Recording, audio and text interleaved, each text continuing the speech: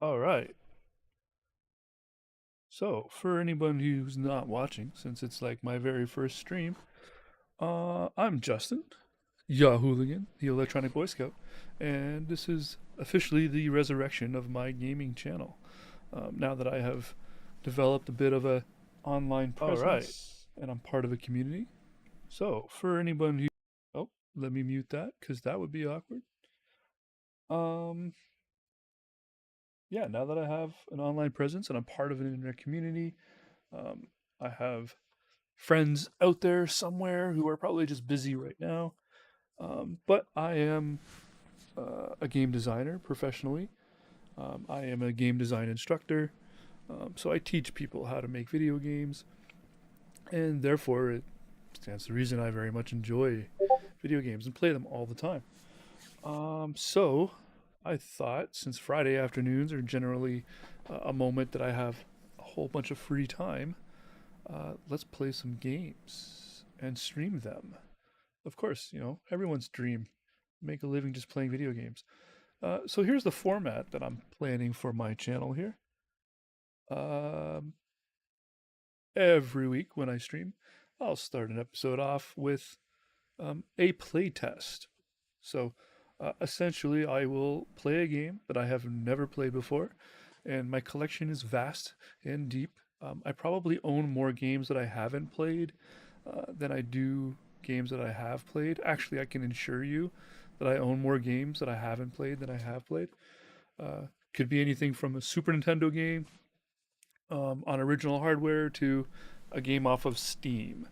Um, so the idea is to spend uh, 20 minutes, half hour, an hour, depending on how much time the game saps from us. And then at which point we'll carry on with the regularly scheduled stream. This is great because I can demonstrate my design uh, prowess by going through a game and pointing out flaws in its overall design, whether it be a big issue or not doesn't matter. It's still, if it's a design flaw, it's a design flaw. The best games in the world have problems in their design. Um, and we'll put it on the shelf and maybe we'll revisit someday as a main game. Um, or we won't and we'll never talk about it again because it was so bad. Uh, and so today we're going to look at playtesting Tiny Rogues, which was gifted to me by a great new friend of mine, Mr. Mark Reed. He found out about how much I enjoy and collect retro games and felt I would very much like this game. So I've installed it. I've tested it for all about a few moments, and then I was like, okay, we're gonna put my first reaction of this game on stream, and then when we're done that, I'm gonna go ahead and play Don't Starve together. Um, so if anyone owns that game, you can come and join me. I'll make it an online public game, and um, I also have a StreamYard pinned to the top of my chat that anybody can come and join me on camera, even if you don't want to play. You just want to come sit with me and talk on stream while I play, or ask questions or get gaming advice. I'm here for that. So without further ado, so the game we are going to check out today, why don't we go ahead and start with the Steam page, or the store for this particular game, rather. Right? So allow me to change my capture. So, um, oh, by the way, the unique thing about my streams is that I play on a super ultra wide monitor. So I wanted to represent, or rather present, my gameplay the same way that to you guys as I play it. Um, so on the top of the screen, we've got my full format of my main monitor, myself in the bottom left hand corner, and on the right is the StreamYard. So anyone who wants to come join in the StreamYard, um, whether you've got a camera on or not, you will be present there. We got desktop audio, yeah. So the StreamYard audio should be good. Game audio, my mic, excellent. So, Tiny Rogues Between Heaven and Hell. So, Tiny Rogues is a challenging fantasy roguelite bullet hell dungeon crawler with RPG elements. Build a new, unique character each run and fight one monster infested room after another. Discover unique weapons, collect magical items, and level up to become more and more powerful. Uh, yeah, so I'm familiar with this type of game. I played some games with Mark Reed that are similar, and this one is being represented in a retro style. Speaking of the devil, Mark Reed is messaging me on the Discord now, which you probably just saw on the screen. He has been up all night debating people. So I was suggesting that he probably should be in bed since he lives so epically far away. In any case, he's off to sleep and we're going to play test his game. I'm sure he'll watch this stream later if he's got time. Um, yeah, so he heard about my love for retro games and felt I would very much like this. He may be right. I feel like right off the bat, I have a few concerns. One, I'm not a massive fan of early access. I bought Baldur's Gate 3 way back in 2021 or 2020. And as soon as I found out that I realized that I had bought a game that was in early access, I stopped and I hadn't played it. I just chose not to even touch it um, because I didn't want to spoil it. And I'm glad. I'm super glad I did that. I mean, I'm sure you guys can imagine. Baldur's Gate is probably one of the biggest, no, it is the biggest game of 2023, or one of, anyways. So, yeah, I don't have any huge issues with early access games. I respect the process. I get it. If you can score some money for a game that isn't complete, why wouldn't you? My only real issue is as a game designer, the rule of thumb there is that your game is never finished. You're never actually done playing your game or making your game. So, people put these things in early access, like this particular one that came out um, a year and a bit ago, and is still in early access. So that's pushing it a little bit. Um, in any case, let's have a look at and play Tiny Robes.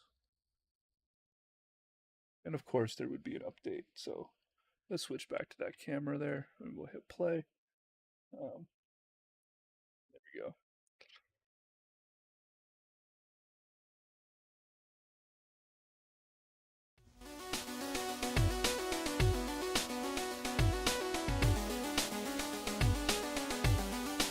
Okay. Alright, so we got Tiny Roads Between Heaven and Hell. So right off the bat, I already know. First of all, we got a version of 0.2.2. So it looks like we're still incredibly far away from full release. We got an obvious pixel art game here with a fantasy theme, so the classic sword-carrying warrior, a wizard behind them, archers behind them on the screen. Looks like it's mouse and keyboard compatible, but I believe it's also probably controller compatible. I believe probably need to go to the settings and set that up. There we go. Xbox controller connected. Yeah, so this is like a twin stick shooter as well as it looks like. It's a little all over the place, first right off the bat. So I have no objections or problems with designing the game. That you're going to miss a match. I hope the balance for the audio is good. No one here to tell me otherwise. Let me just have a peek here.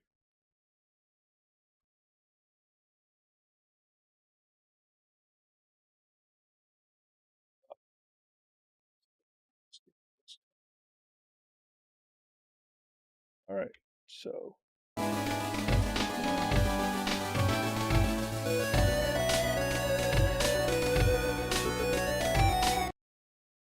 I'm gonna mute that too. I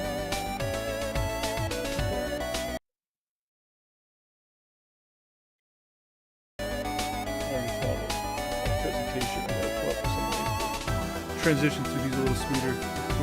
But that's okay. I just wanted to get started. I knew no one would be here watching right off the bat, so it's good practice just to talk to myself. yeah, so I have no objections to games being like multi-genre, but integrating multiple genres together can be incredibly tricky.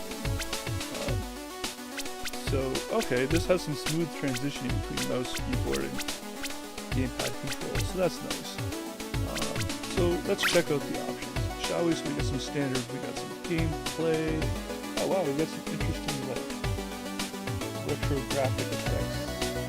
They're incredibly extreme though. Yeah, okay, I'll try to appreciate them, but I feel like one of the reasons why we don't play games the way we used to 40 years ago or 30 years ago is because those features were bad. We did not like scan lines. They were just like a side effect of the times. I'm sure there's options in here to remove them, but I'm going to play this as presentation intended. But just to check out, we've got gameplay, we've got some video settings, audio, keyboard, and controller. Okay, so standard affair. Alright, so let's see what happens now. Alright, so we're instantly greeted with a save slot. So we'll create a new save slot, and now what do we got here? So we have potential. So much potential. Select a class to play. Okay. Right off, this menu is really rough. Okay, so rule 1, when you're designing icons, the icons should be pretty universal and make sense. I'm definitely a supporter of the idea of icons over words. It's easier for localization. They already have words on the screen, so if I could have a tooltip or something, it would be really nice. I assume this will be return. Yeah, so I'll say no. The lock, I don't know. Locked items, maybe? Class unlocks. So there's different classes to unlock, like class. Okay, so yeah, I have no idea what's going on. What do we got here? So like a shop? Items? Starting gift. Okay. Start with 3 keys, start with 30 gold, start with 5 bombs. Accessory that grants an additional heart. That sounds ideal. Change over there. Okay, so we got a starting gift. It's not a shop, but over there it shows the gift that's equipped. What do we got? Fire pit, is this a save or something? Defeat death once to unlock tier 1 cinder modifiers. Okay, so my guess is this fire pit is where the replay value comes in. You replay, you replay, you replay. You unlock stuff. Okay, so I mean these icons are pretty poor, but okay. And if we go in the middle here, we've got choose a class. So here we got the hero. Okay. So it would appear that the hero is the only class I've got access to at the moment, which is fine. Bring me souls. This must be the RPG elements. This is very reminiscent of a kind of a class tree. For each round you gain mastery XP depending on how many bosses you have defeated. So per level you can allocate 1 perk. Okay. Alright. So this is like a wash, rinse, repeat. So I wrote like, got it. Start to exit. Okay, well they're changing the rules on me now. So B was return and A was accept. But now start is the button to exit that. So that's not really. Also, key factor in design. Let's go back to the tile menu for a sec. So I have a problem here. So 1, 2, 3. Yeah. So the menu's a little too deep. There should be like an instant just start. There should almost always be an instant start button. Rule of thumb, you want to be in the game in less than 3 clicks. There should always be a path to being in game in less than 3 clicks. Just okay. So I already did the tutorial. It was simple, short, explains the basics of it. So it's a road light, but it's twin stick, which is always fun, and it's a great game for PC because it's super fun to play with either standard Xbox controller or mouse and keyboard, or whoever is comfortable with whatever. There's obvious aim assist, and if we look on the left, we have some hearts, some green arrows, which I already know represent stamina, so you can see it costs stamina for me to do my little dash. And then there's blue stars, which are kind of like my mana / magic. X would be bombs, of which I have none. Y opens my inventory. Now, this was kind of the part that I didn't understand here, was this inventory system. I don't completely get, like, everything seems to shoot, so even though I have a sword equipped, right, and up is to heal, which I don't really need to do right now. Okay, so there's a neat little thing here. So level design wise, there's not really a whole lot to speak to, right? We got a black screen and some incredibly basic. It's pretty much 8-bit, even. It's not even 16-bit. But the colors are all there. I'm not a fan of this scanline situation. Well, the scanline situation I'm fine with, but this wave that they're showing through the screen, I'm not a fan of that. So it looks like we get a choice of going left to get a candy, which will give us intelligence. We can go right, a wooden chest that contains silver rewards, not locked. So let's go for a snap boost. Right? Just dodge and shoot, dodge and shoot. Okay, and we got our intelligence boost. And we can see our XP bar went up on the side. Yeah, this monitor format is a little overkill for this particular game style, but that's fine. So we can go left for a key, of which I don't know what it really does, but based on the previous screen, it pointed out there was a chest that was unlocked. So my guess is that we will run into chests that are locked. We'll probably need these keys. Or I can go for right dexterity. Not 100% sure what dexterity does for me yet. Unless that's what I'm reading there, is it increases my attack speed. Yes, attack speed. So I'm going here, I can save the space. So you can see a white circle around the enemy. I got my hair, so I got my XP and my dexterity. And what do we got here? Requires a key to open. Okay, so we've just learned what keys can do. So now we can go left for gold, go right for a key. Don't know what purpose gold serves yet. I still don't even understand how this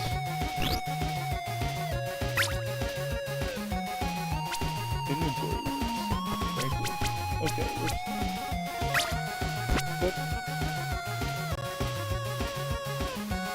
go ranged. Okay. Yeah, I still don't really know what's happening with it. That's still...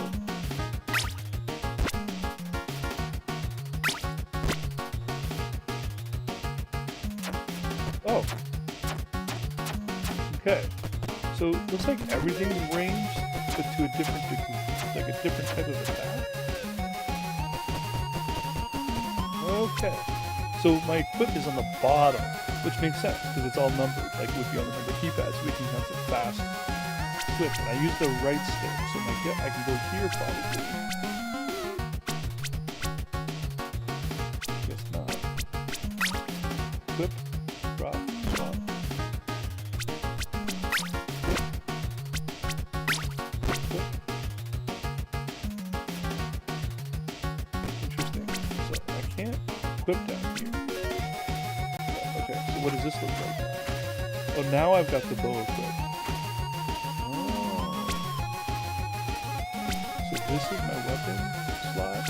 And this must be like my...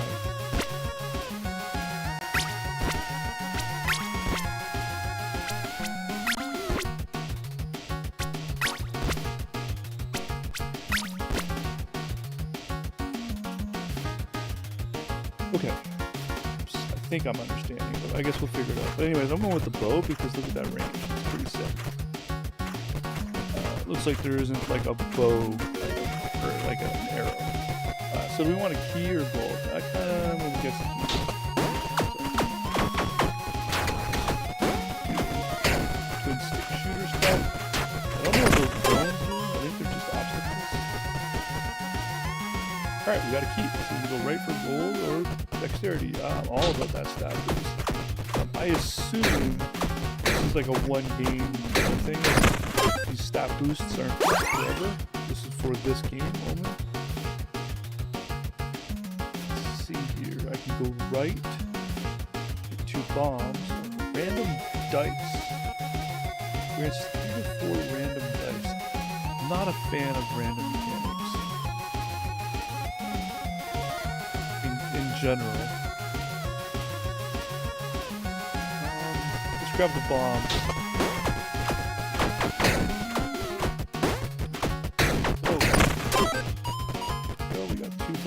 Right for a key with strength. Let's grab some strength.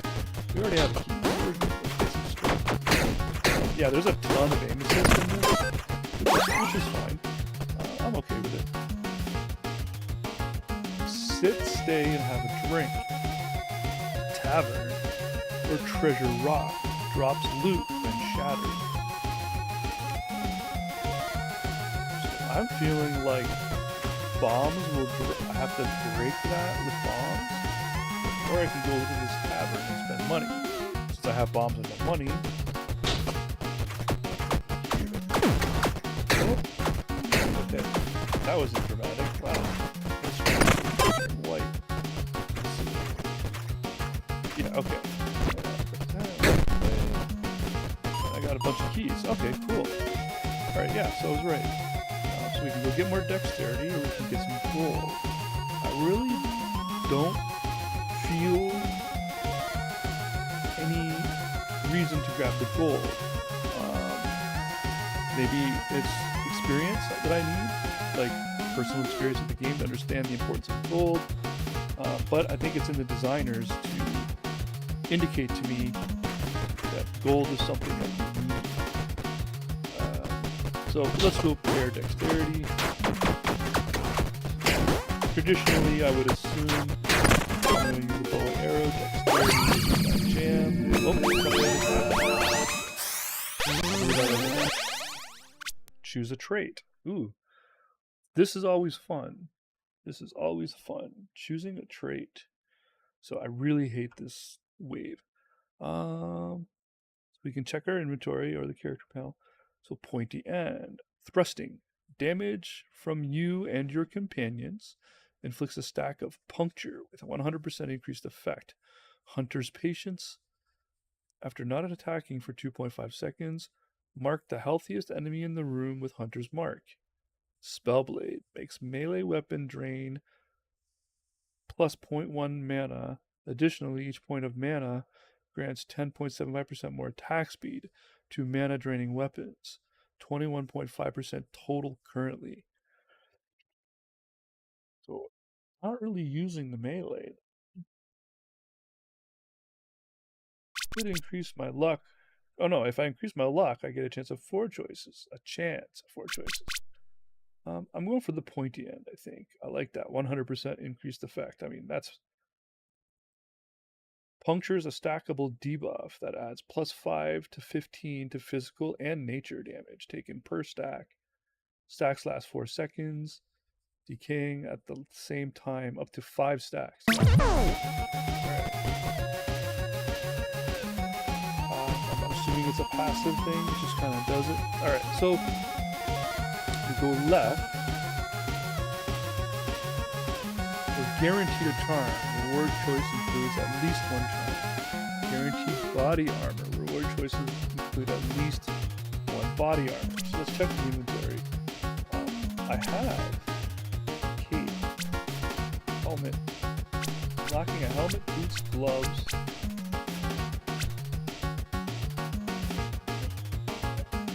This is an accessory. So this is the charm. Yeah, you know what? There is some lacking in this particular presentation. I don't completely fully understand this. But let's go for the charm since I don't have one. Okay, so there's going to be a boss. I get it. That's why the guarantee. So nothing can stop me. So we've got this round little devil. Okay.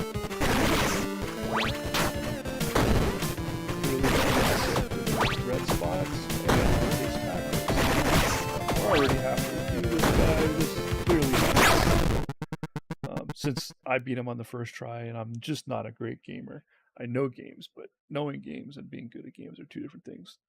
Stand still. You make me angry. So we got. So we've got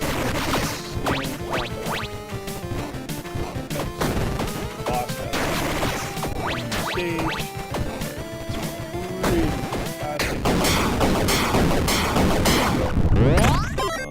Oh, it would appear that I've defeated him after 2 stages. Okay. I think that's fair. More traditionally, you would have 3 stages. I mean, that's the rule of Zelda. But I have a feeling this game is probably going to have some bosses of an epic nature. Like, I'll bet you there's boss battles that would take 20 minutes and multiple stages. Okay, I know if I press A is pickup. So let's see what we got here. We got a rose ring. It's uncommon accessory. Plus 0 equip load. I'm guessing that's like weight. Your thrusting damage inflicts bleed. Okay, well that's, we're not really doing thrusting. What we got here? We got a bamboo bracelet is common. Equip load of 0. Grants 10% increased ranged damage. So it's a common accessory. I've got options for uncommon. But this one seems to fit where I'm aiming with the archer here. Fortune charm, uncommon, grants 10% increased magic find. Magic find increases the odds of finding higher rarity items and improves the odds of completing a set bonus. Oh, so I'm not a fan of luck, but improving my random chance, especially early in a play, is always a fun little item. I might put myself on the weak side, not picking a useful buff, but as my first item, this could be useful to ensure every item going is better than what I would have otherwise found by 10%. So for like every 10 items I find, one of them should be an improved. A to go to the next floor. Okay, cool. I do love a good twin stick shooter. I gotta say, Mark nailed that. The presentation's pretty sweet. I bet on multiplayer, this is a fantastic game. Probably why Mark recommended it, because Mark and I want to try to play some games together. If you don't know who Mark Reed is, that's okay. So what we got here? Take the seat, burn some souls.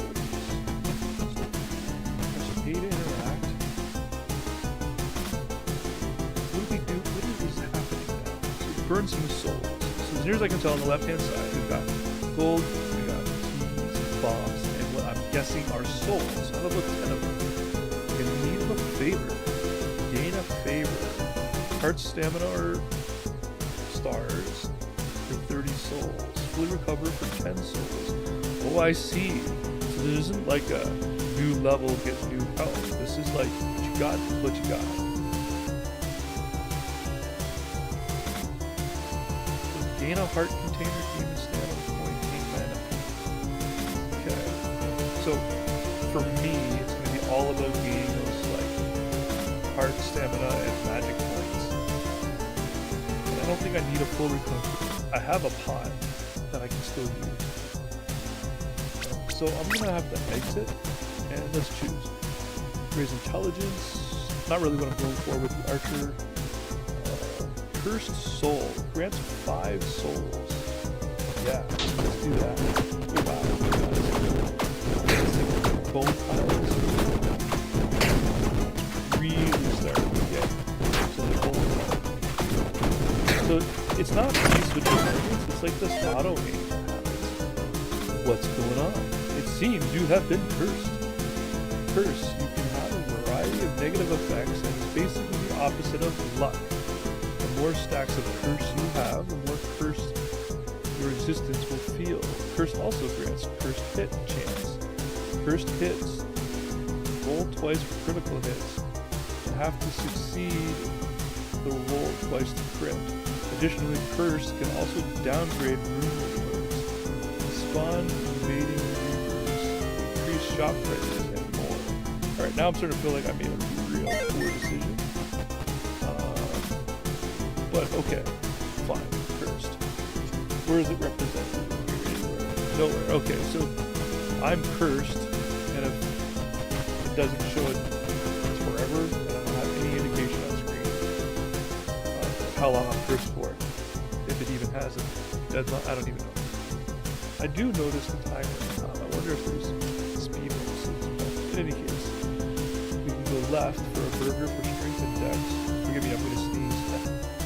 Random resin grants 1 random resin. No idea what a resin is. Is there a crafting system in this? Let's go to the burger.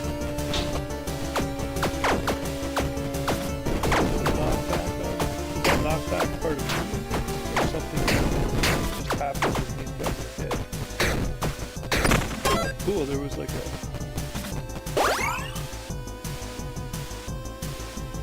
fascinating. Okay. So it's very unclear what's all going on. The amount of screen space we have. Granted, I realize I'm playing on a non-standard format, but with the amount of screen space still available to us, especially the amount of backspace, which I realize they're going for an 8-bit look, but still, there could be like a chat menu or something that's just verbally telling me like what I hit for, if I crit, what happened to me if I got hit, what just happened when I picked up an item. Kind of like a history. Really, really going a long way. So if we go left, we got the treasure rock, drops loot when shattered. So we already know I need a bomb, I got a bomb. Armory contains uncommon weapons. Ooh. I don't know that I want to go reach out for uncommon. Like uncommon sure better than common, but if there's common and uncommon, there's gotta be better than uncommon. So let's go. Although I'm guaranteed at least uncommon. Here we don't know what I'll get. Whatever. Let's just who doesn't know not a fan of oh baby. Yeah, this is get that damage up or the attack speed up. This is filling up projectiles. Let's say the controls feel quite nice. Yeah, see, what did I get? I think I saw it. I'm gonna check my replay. I think I saw it say something about +1/+1. Just waiting for the replay to catch up. The bomb. Yeah, I got +1 something and +1 something. Okay.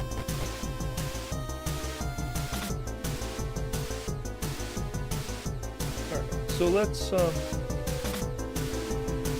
read back, yes.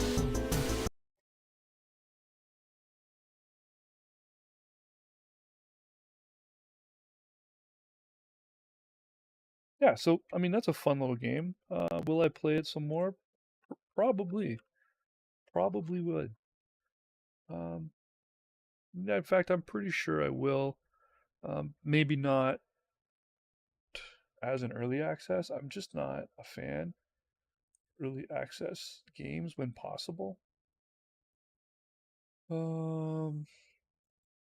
Just gonna deactivate my controller here because we're gonna go on to our main game of the day. But before we do that, I will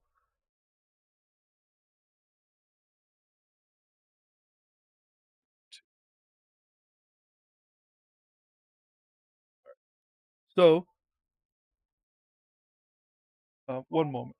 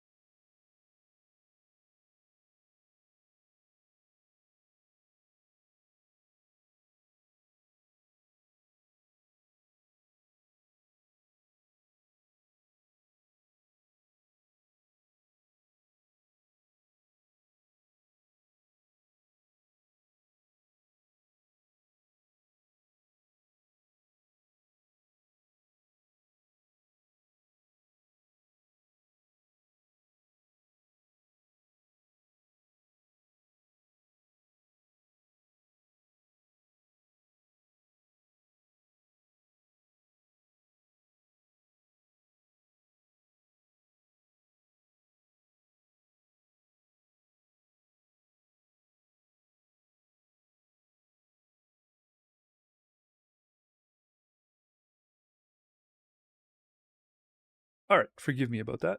Okay, so um, Tiny Rogues. What do we think? Uh, yeah, it has some quality of life improvements to go still. That's for sure. The menu and even the in-game like HUD was lacking quite a bit. I think they can streamline that and make it a much nicer presentation. The overall gameplay feels really good, so they're on the right track there. Who doesn't love a good bullet hell? And frankly, multiplayer looks like it could be a lot of fun. Um, and yeah, this is the type of game I would say uh, would not require you to invest um, thousands of hours into. It's the kind of thing that you can play briefly for an hour or two with a friend, get what you need out of it, and move on,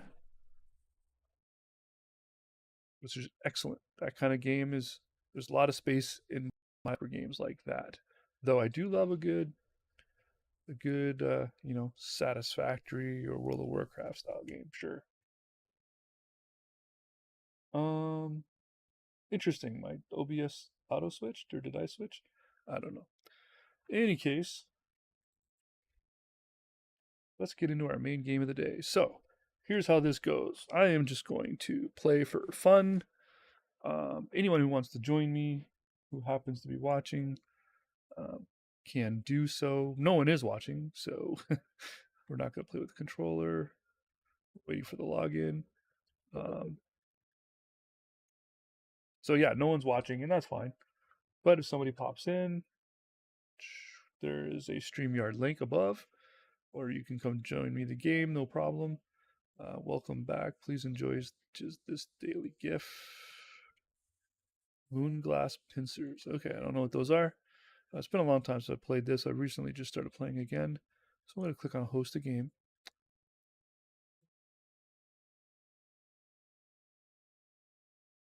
Right, so I died on this one. So we're going to manage this and delete it. And we're going to do a survival game. And we got Electronic Boy Scouts World. Uh,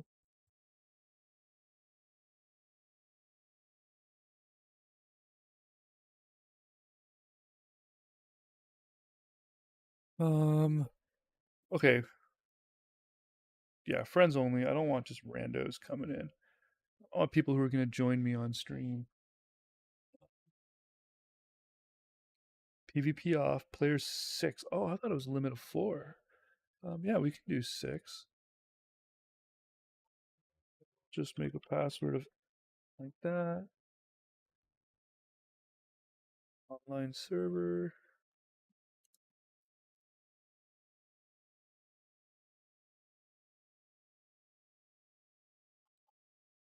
Streaming. Game mode. Game mode B. Forest. Caves. Oh boy.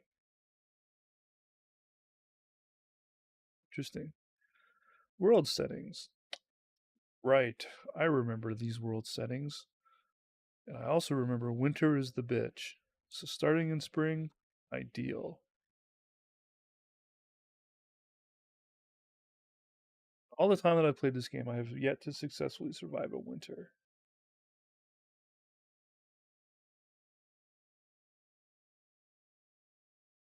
Do a short winter.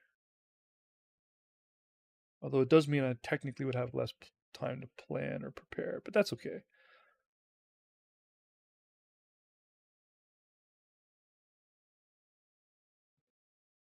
Other than that, I mean, you know what? No, let's leave it vanilla for now.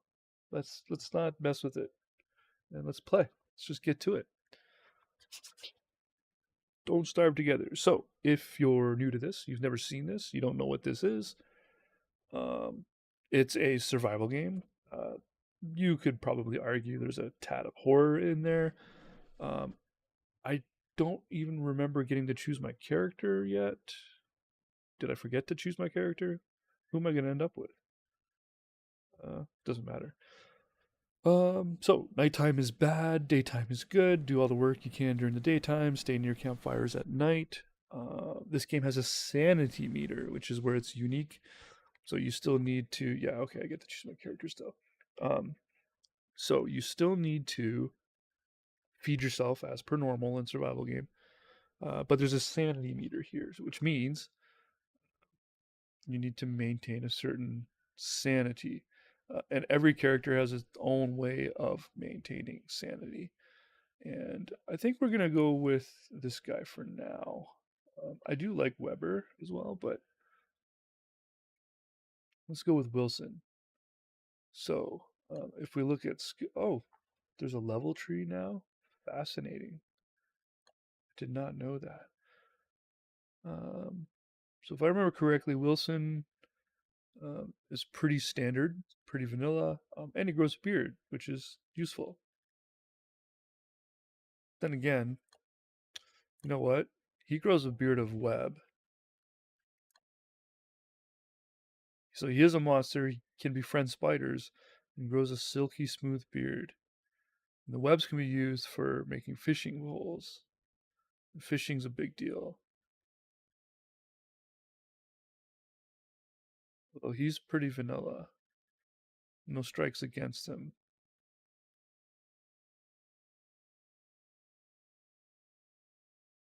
Hmm.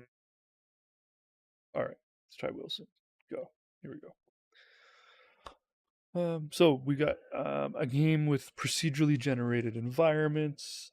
We have over here on the right hand side, we've got our clock, we got our hunger, our health, and our sanity. Um, Now we want to pick some flowers because I do recall that we want to be able to build like a flower crown or hat.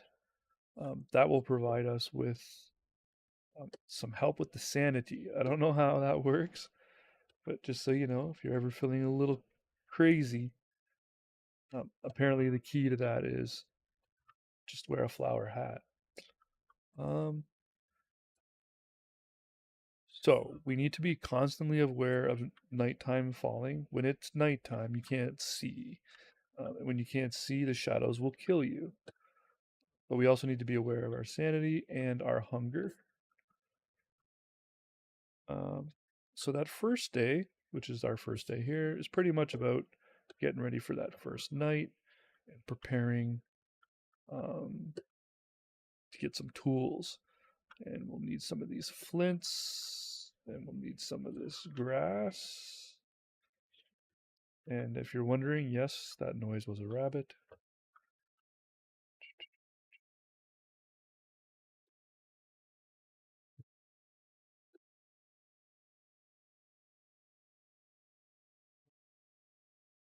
I'll try something here.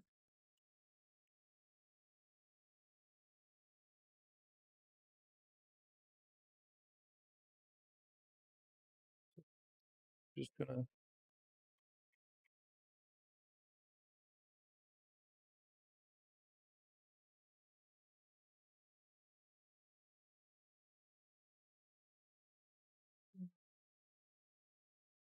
I'm just linking the stream to some friends for anyone who cares.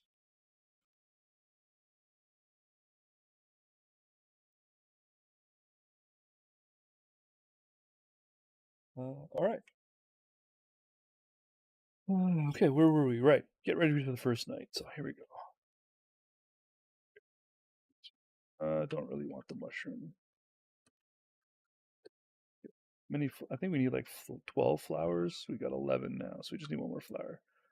These berries are handy. Oh, there's a pond over there too. So those frogs are pretty annoying. They take your inventory from you, but they always live at the best spots because you can fish in the ponds. You get all these berries, so it's pretty helpful to be near those. However, the buffalo also useful because they poop everywhere. Oh wow, look at all the rabbit. That's pretty. Oh man, we got a free cooking pot. Right. What do we got here? Picked up a book. We got some rot. Don't really want to be eating rot. There. Pick up stuffed fish heads recipe card. Interesting. Okay. We got a fish morsel. Sweet. Spoiled fish. Yeah, we're not going to be eating any spoiled fish. All right. So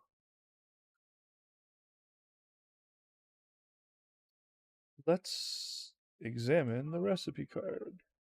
2 asparagus, 1 potato, 1 onion. Interesting. Read the cookbook.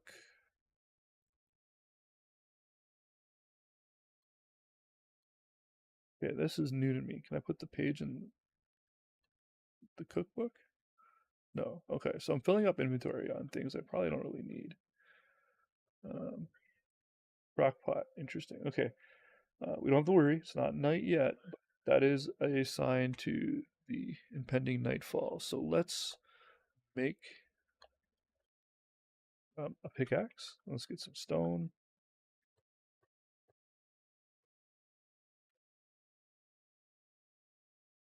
Rocks, rather. And let's make ourselves an axe because we're going to need some wood. So equip ourselves with an axe.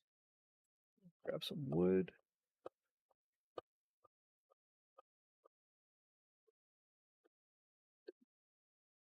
You can eat flowers in a pinch too if you're really hungry. Let's get a little more wood. If I remember, we need like 2 or 3 logs. Will last us an entire night. But as the seasons go on, the nights will get longer, which will really test our sanity. Oh yeah, in the late part of the day, those frogs go back and hide underwater. All right. Okay. Um. So don't really know where I'm going. What I do know is I would love to be near some buffalo. So these darker areas are like paths, so your character moves a little quicker there. So being near a path where you can move around quickly is nice. We got water there. There's so much rabbit up there. That was pretty cool too. But the buffalo provide an intense amount of food. They also give us poop. Poop is good because you need poop to grow food. Let's see here.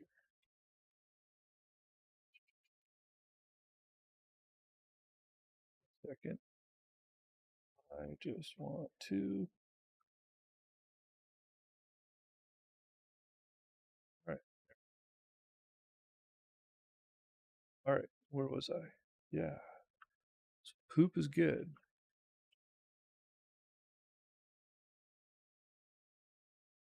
Doesn't look like I'm gonna find it. Oh, we got spiders nearby. So having spiders nearby is good too, because that'll give us access to some web. Where are they coming from? I don't see. There's normally a nest. Not armed. But we're out of time. So guess we're just going to settle in here. So let's go ahead and make ourselves a campfire. Place it right here. Now, I'm doing this on purpose. This is going to seem like a big mistake, but I'm purposely attempting to burn this forest down.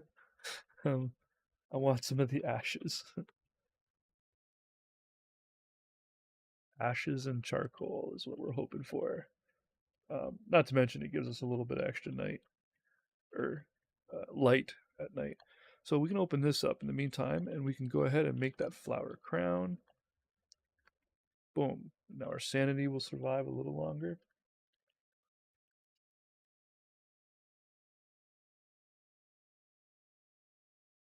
All right, we just hang out here, wait till the night to end, and we'll go out and look for some buffalo or buffalant. I forget what they're called.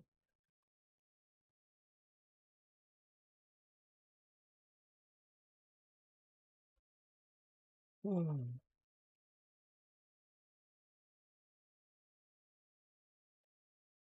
getting hot. It's getting hot, but that's okay. The night is over. Get some more twigs here. Yeah, just gonna wait for the fire to finish burning. We can grab some more wood while we're here.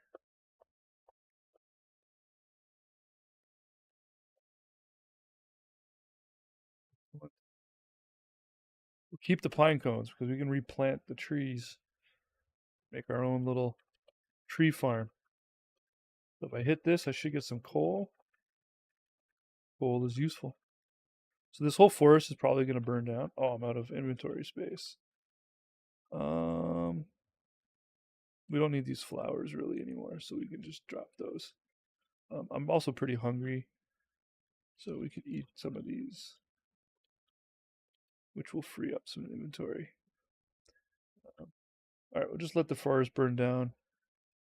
And we can check our map too, so we can see the plains areas here are what give us the buffalo. Looks like there might be something up there. Let's go have a look. Follow the road. Let's just follow the road. I do like all these rabbits though. That'll be helpful for food once I can build a trap. A little bit of plains up here. There's the nest for the spiders. Just these. Oh, nice. That's a huge score. So this is Chester. I pick that up, and as soon as I pick that up, Chester will show up. What is Chester? Well, Chester. Oop, that fish morsel made me sick. Chester will hold things and follow us around as long as we're holding Chester's little stick thing. So, very useful. Chester's pretty great. Okay, so that was a small little plains. We got, ooh, paved road. Those guys are dangerous, but not unbeatable. There's marble. We're going to need some of that marble.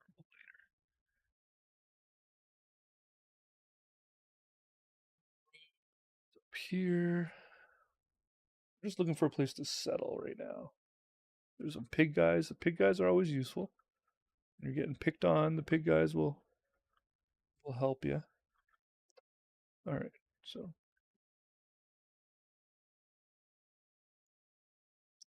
sometimes playing this game, you end up just having to settle for what you can get.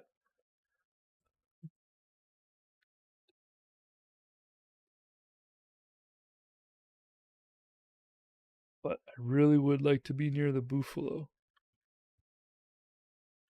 However, I think it's possible now to get buffalo to follow you, and you can take them to wherever you want them to be. And you can dig up terrain and make your own biomes. So that's useful. Wow, we got frogs and spiders over here. This is an interesting. Just let them kill each other. Wow, do I wish I was Weber now. Look at that. Let the frogs do all the killing of the spiders. This is amazing.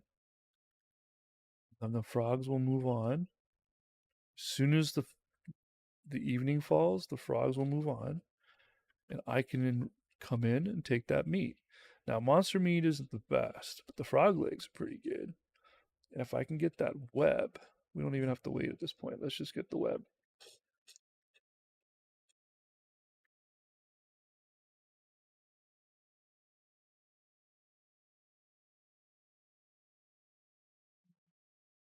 Oh, stupid frogs. See how they made me drop my carrot? So, but it's going to be about dusk any second. They're going to run away. Get out of here, frog. All right. Don't know if I can kill this. Oh, I can. Sweet. Okay, web early like this. Not only did we get rid of a nest, but web early like this will be very useful.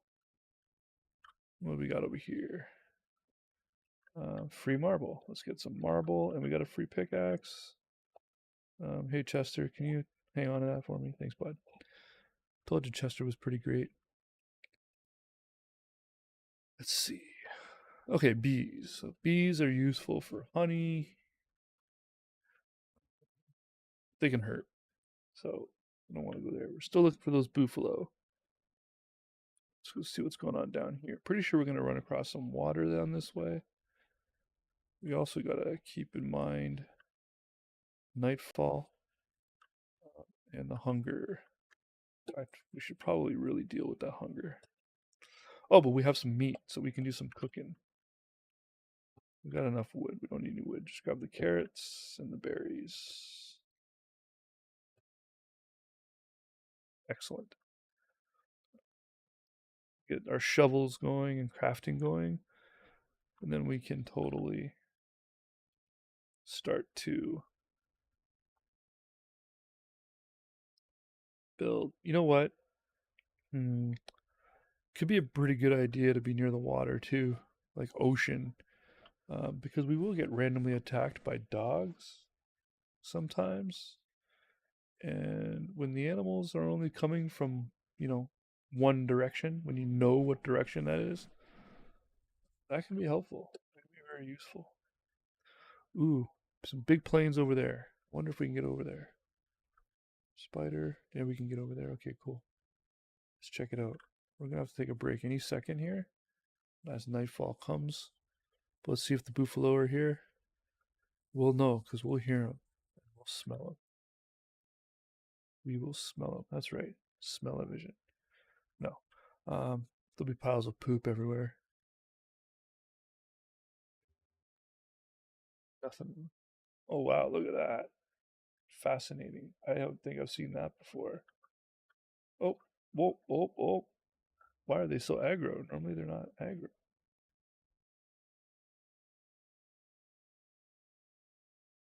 Okay. Oh, that's a great spot. That's a great place to know right there. Because now we can respawn if we need to. So let's build our fire for the night. Okay. Let's throw a couple more logs on there. Excellent. And let's cook. I don't remember if this is good for me to be eating.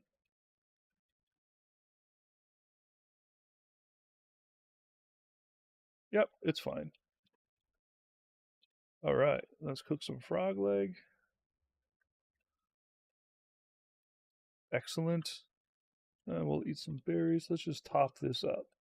Excellent. Excellent. Excellent. Um, I do remember what we should do is totally get some drying racks going at some point.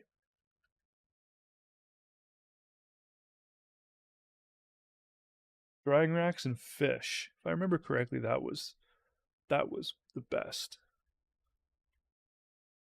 Because then you don't have to worry about your food going bad. Um, Buffalo, buffalants. We really want them for not just their meat and potential protection, um, but manure. We need fertilizer. If we want to farm our own food, we need fertilizer.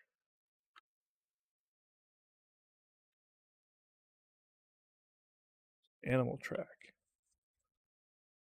We got poop up here and the buffalo. All right, sweet. This is a massive plains, though. We can grab some of this poop now. These guys are generally harmless as long as you don't piss them off.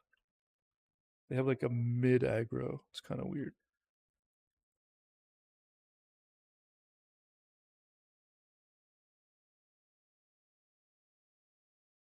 So let's investigate. Where should we live? So I would love, frankly, to find. Well, we had to come far away, but I would love to find like a corner or even a peninsula that I could live on the end of, so that any unexpected attacks will all come from an obvious direction. So, like, kind of like in the corner there. Wow, these are some massive prairies. I Prairies this size in this game, I don't think I've seen too many like that. And it's just one big dead end, which can be cool. Okay. So we've essentially explored those prairies. Let's see if we can get across the river there. In this version of the game, you can do things like rafts and stuff and use them like bridges, basically, which is pretty nifty. Oh, we got big beehive, lots of flowers. That can be sketchy to live near. There's a nice little corner peninsula there, which is kind of neat. Animals can still come across the rivers, though.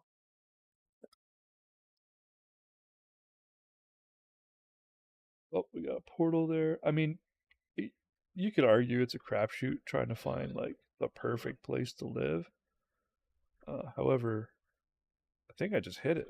I think this is it. Look, we got fish here, and it's nice in the corner.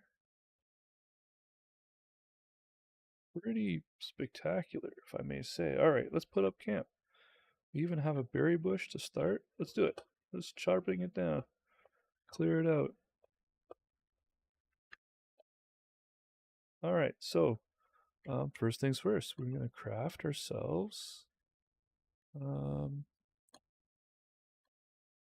one of these crafting stations here, which needs a gold nugget and rocks. Oh dear. Okay, no problem. I mean, yeah, we got time. We can do this. We just need to go find some rocks. Where there's rocks, gold is usually right there with it. We didn't come across too many rocky fields. Did find one rock. Okay, let's see what's over here. Probably for the best to investigate a little closer because we don't want to go building a base anywhere near potential danger either. There's another halfway decent corner there too. Let's see.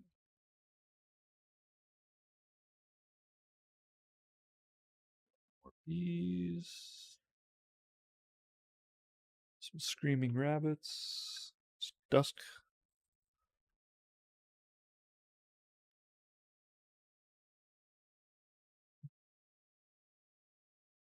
Whoa.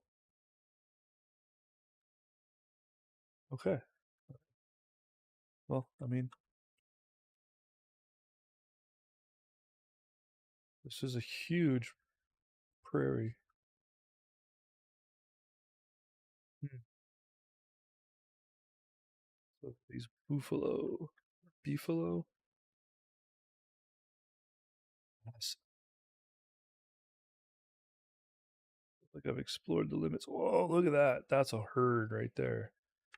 That's a pretty big herd.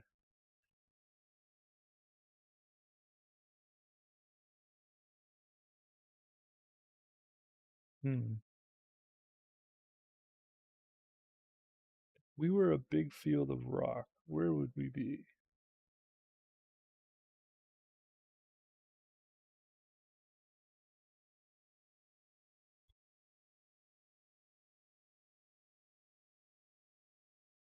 Don't know. I don't know.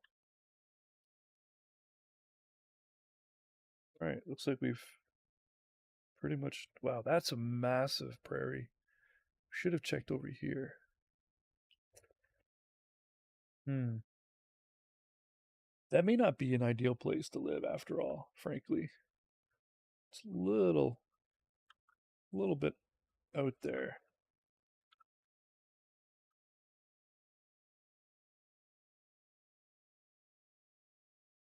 But the prairie is so huge, it wouldn't be hard to farm beefalo if we needed to. We could transplant some if we really want.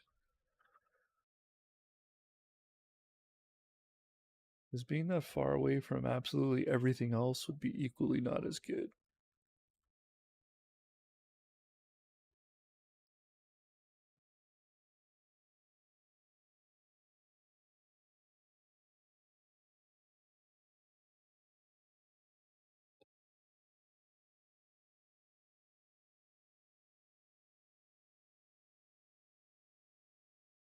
Wow. Where are the rocklands? Like the desert area.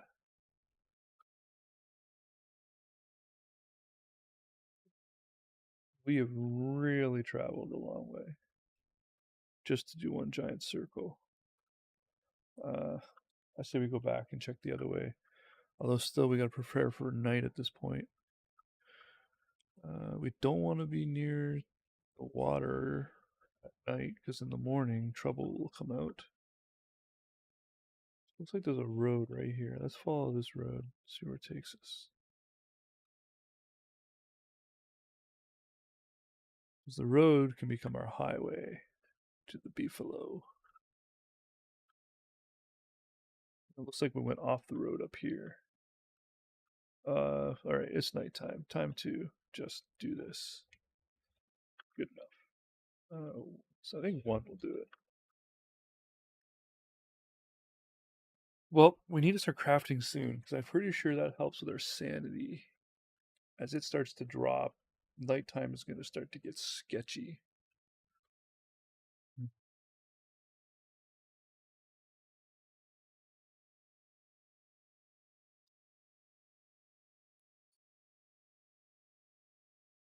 Yeah, we need to settle today, like in the next day here. Figure out exactly where we're gonna set up camp. Um, I mean, I guess we don't have to commit yet, right? Because one of the reasons why I like to commit to a camp is for farming purposes, and you can set up a farm and get crops growing and a place for you to dry your fish and food and things of that sort. But right now, we need to start a camp. We don't have to commit to its location. I know what I'm saying. Um, because we need to get sanity up. Oh, it's going up in the morning. That's interesting. Oh, was that big grass field that I was like, what the hell? Okay. Something here. There's definitely some stuff over here. Maybe we'll find some rock. Could take these portals, but I'm not prepared to do that yet. Yeah, there's that big field of grass. The pigmen were protecting.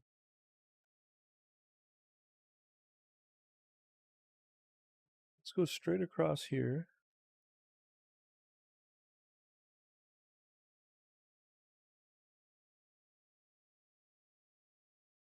See what we got. What we're going to be trying to ultimately do is fortify an area for ourselves because there'll be random dog attacks. Oh, interesting. I've never seen that before. Open conspicuous chest. Dare I? Oh, my sanity's really going down. Let's do it.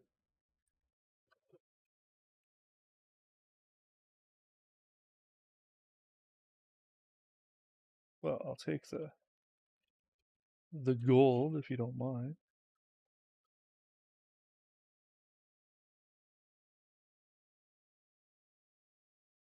I don't know where Chester went.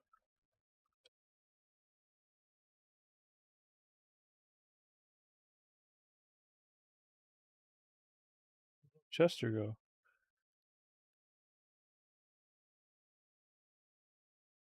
Chester die? I think Chester died.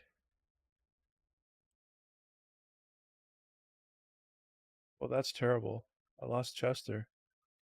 Um, like that's really bad.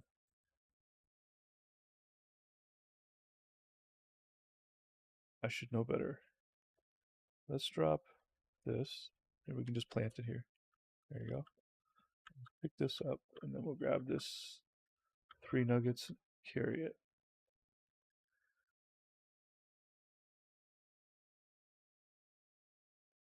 An interesting little corner. Still need the rock though.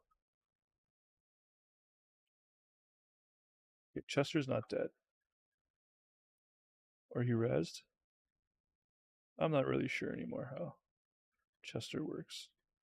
I was of the mindset that Chester once dead is dead, but I guess Chester lives on. Hey, tell me more. How are you? Um, this is a unique little survival game. I'm a huge fan of survival games. Um, and this one's unique in that you've got one life. When you're dead, you're dead. And although there is a way to resurrect and like um, come back to life, as it were, you have to find and earn those privileges, and only one person can do it. So if you're playing with multiple people, it can get real intense because if someone dies, it's like, well, there goes one of our reses. Um,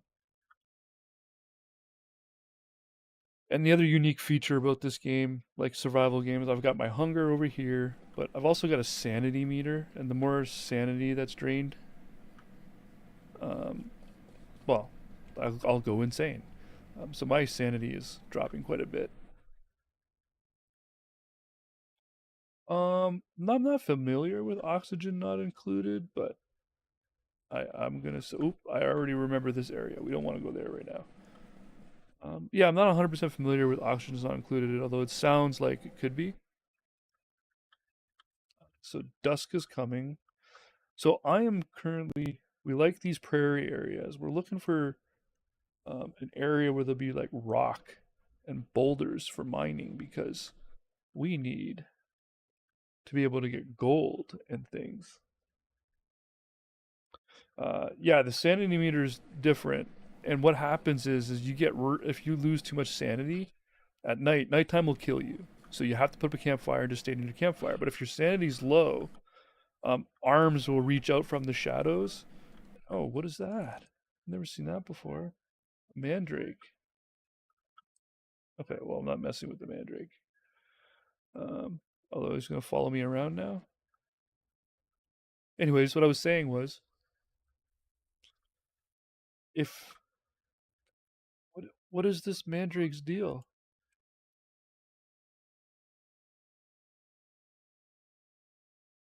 Okay, this is weird. I don't know what the mandrake does. This is things won't leave me alone, and it's just annoying the hell out of me. And I don't have any weapons yet.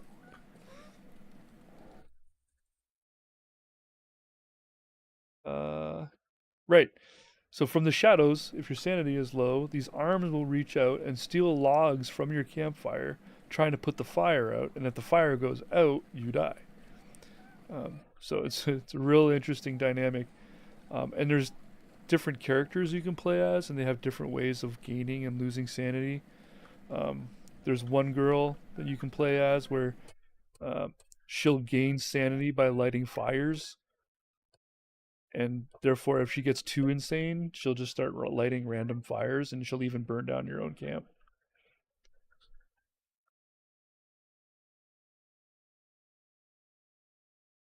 All right, I don't know what's up with this mandrake thing, but I hate it. It's just singing at me. It's annoying. Should probably eat.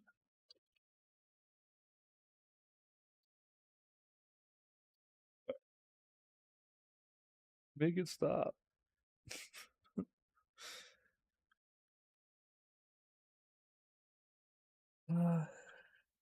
Anyways, this is a game. It's called Don't Starve Together. So it's also a multiplayer game. So, um, yeah, my door is open to anyone who wanted to join. If anyone wanted to join.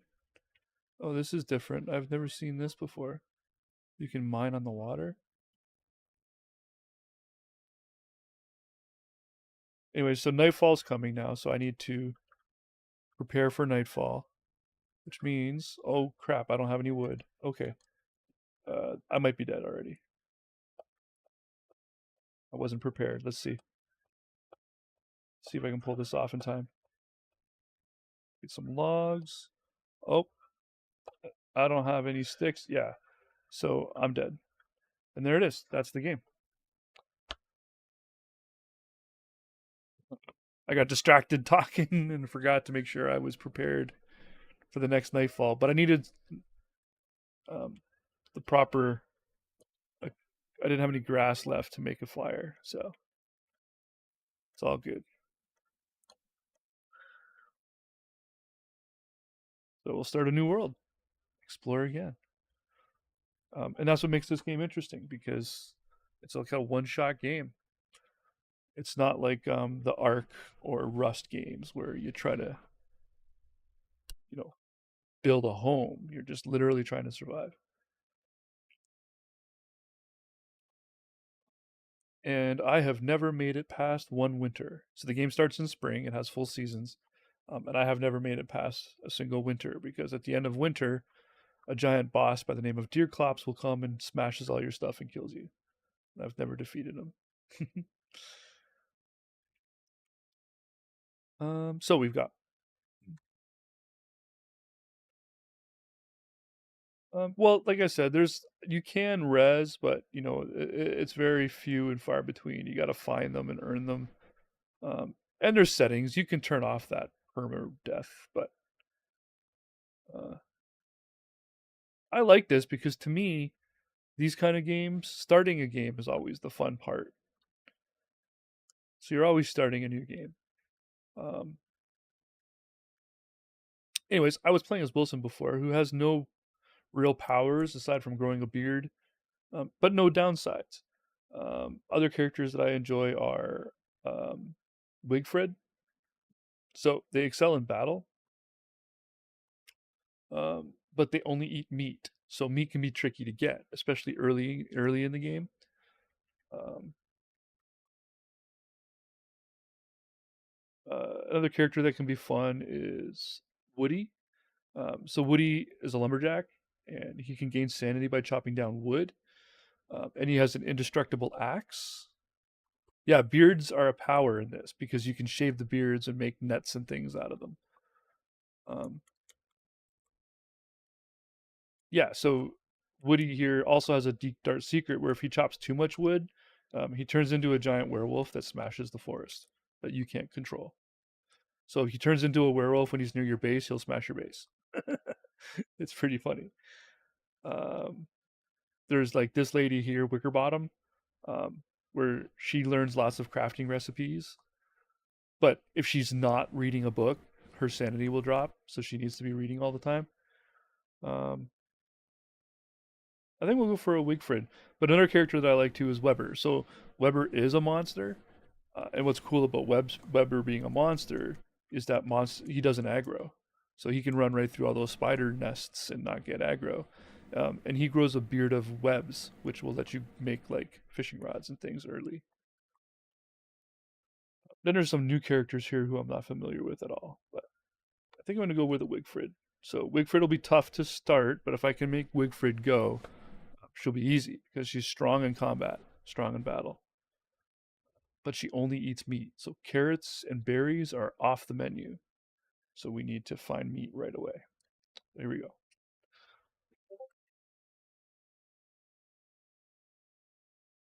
All right, so there's a whole new world. So the way this starts is we pretty much want to get some flowers right off. Oh no, Wigford's got a helmet. We don't really need the flowers right away. And they gave us a little bit of meat to start. Um, Normally, you want to grab a bunch of flowers because you can make a little flower crown, which will help your sanity stay up. But Wigfrid's different. She gets a helmet for armor right out, and a spear, so we can start hunting meat right away. Problem is, some of the main sources of meat are rabbits, which you need a special trap to catch. Um, the frogs, which can be annoying, and the beefalo. And the beefalo are a little tough to kill. So let's look for some ponds.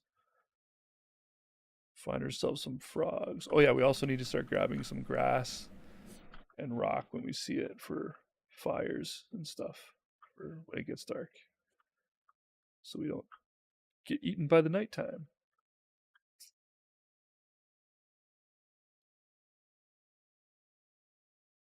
I heard a frog or something somewhere, I think. There should be a gopher here.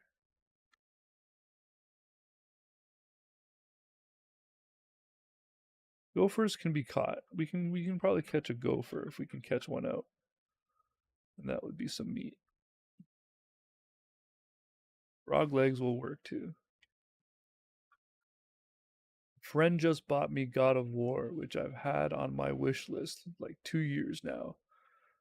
So I'm working through that now. Which God of War are you working through? I'm friends with one of the original combat designers of that game. The original God of War on PlayStation 2.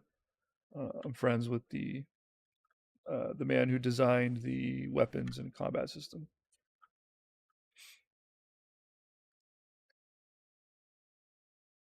I have obviously I've played the PS2 version, um, and I have God of War Ragnarok, but I have yet to get through it all. The 2022 one. So you got God of War Ragnarok or the remake? No, 2022. Yes, that's the remake.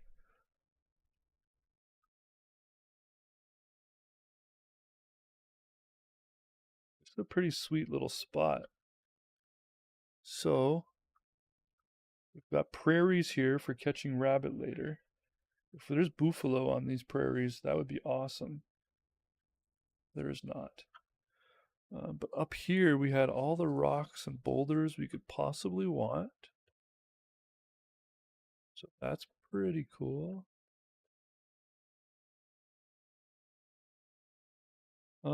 Yeah, the guy who does, yeah, that makes sense. Getting Ragnarok after you do the original, yeah, that makes perfect sense. Those games are very uniquely designed. They're done like in a single shot, or they're done to appear like a single shot. Oh, I happen to know that's a bad dude to be near. So let's not go mess with that guy with the one eye.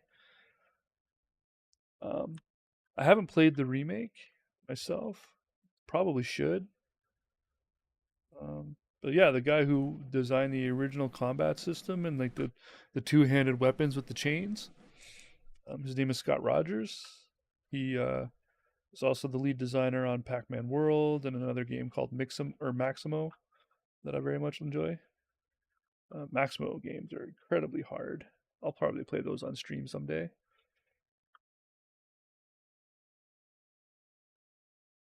I bought Ragnarok for my PS4 Pro. Then I got a PS5 for Christmas. Um, and with that, I got a free $10 upgrade for it. So yeah, the Chaos Blades, the original designer of the that and that combat system, personal friends of.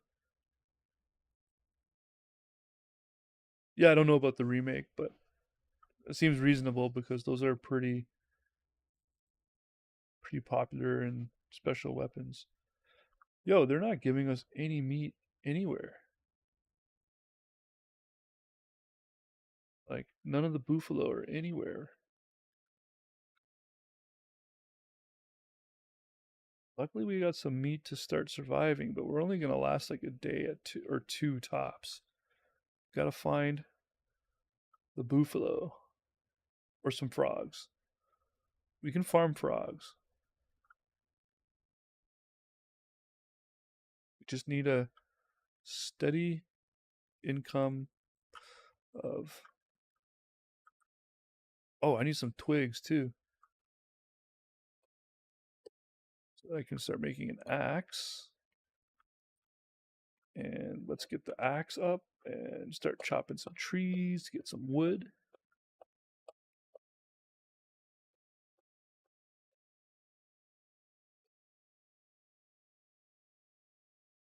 Yeah, there's I don't know, there's a modern game style and design now that I'm not 100% sure I'm on board with yet, but I feel like video games are almost I don't know, they're on the edge of not even being video games anymore, or rather not being games anymore. They're almost just like single player story adventures with very little downside. It's like you can't really lose. Like you can anybody can beat a game as long as they put the time into it. You know, unlimited lives and infinite continues. Um, that's definitely like a retro thing to say. I know, showing my age, but I've been playing these new Tomb Raider games or the Last of Us games, which the wife and I very much enjoyed playing through that. But you know what? There was no real consequence to anything we did. We didn't really care about any of that. We just were the story was so strong, it kept us interested. It was almost like every time there was gameplay or combat, we were just telling each other like get through this part because we want to know what happens next. Anyways, nighttime is coming, so let's put a campfire down. There we go.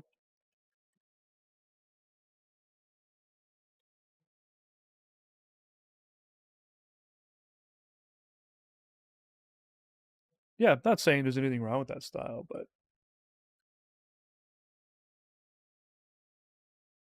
yeah, an open world survival game is always good times. Satisfactory is one that I very much in love with these days. Um, I just I hate these early access games a little bit too. I mean, hate's a strong word, but everything seems to be early access all the time. It's like, can anybody here like just make a game? Like, come on. Ah, we better eat some of this meat. Cook it.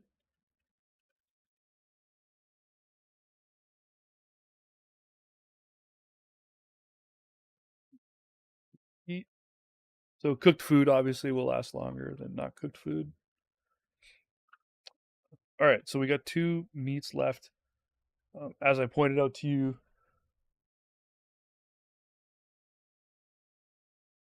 yeah, you're right. It's like, I mean, I'm a game designer, so I get early access. I understand its place. But when your game sits in early access for 3 years, that's not early access. Like you're basically free. You're basically a free game tester at that point, which I suppose is valid too, right? Because why would you pay someone when you can get them to pay you to test your game? We should probably go south down here and see if we can find any buffalo.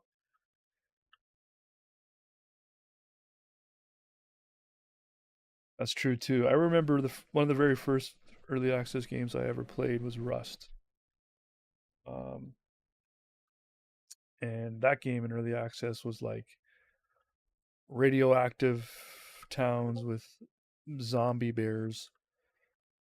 And then they took all of that away, turned it into something totally different. Uh, I had a friend who worked on Rust for a little bit. Oh, we got prairies. Let's see if we've got some buffalo or beefalo. Sorry. Oh, this isn't quite prairies. No, this isn't prairies. Never mind. This is oak, birch.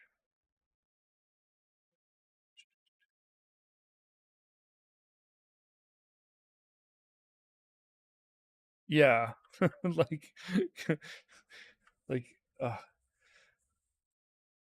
I tell my students all the time, like, your game is never going to be finished.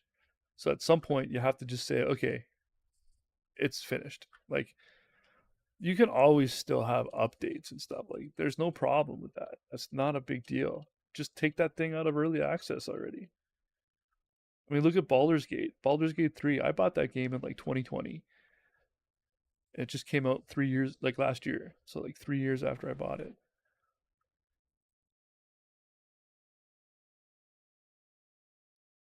Yeah.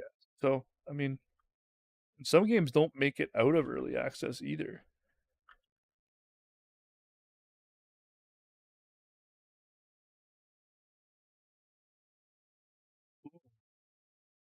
So, I know you're not super familiar with this game, but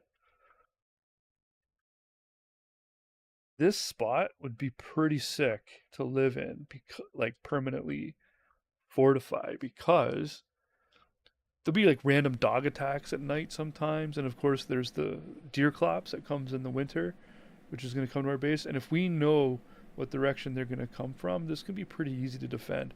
They can swim across the water though, so technically this isn't really like a dead end. Um, but they are slower in the water, so this could still be defended. Anyways, we'll take note of this. We're still looking for the buffalo, or even some pawns at this case, at this point, so I can kill some frogs quick. I can cook some frog legs tonight. I can kill that pig man and get a pork chop, but they're generally useful to keep around.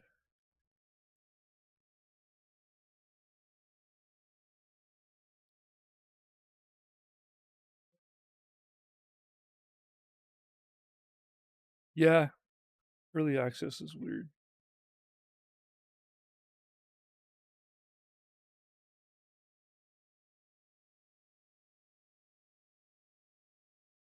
Um, yeah, it's more likely that what they ends up happening is they use early access to try to get a handle on early game numbers. Um, like on a development team, there's only one guy with the wallet, right? So if they go into, oh, we got Beefalo, so this is a good spot. So there's always one guy on the team that's in charge of the money, and if early access doesn't show the projected numbers that they were expecting, then the guy who's like head of production or whatever might decide, you know what, let's let's minimize production and let's cut the team in half and let's do some damage control when where there shouldn't even need to be damage control yet, because like early access numbers shouldn't match the final numbers. Although I suppose it's valid. I think I'm gonna fortify right here. I mean, look, I got a free pot over here to cook with too. Sweet. This is a pretty neat little area here.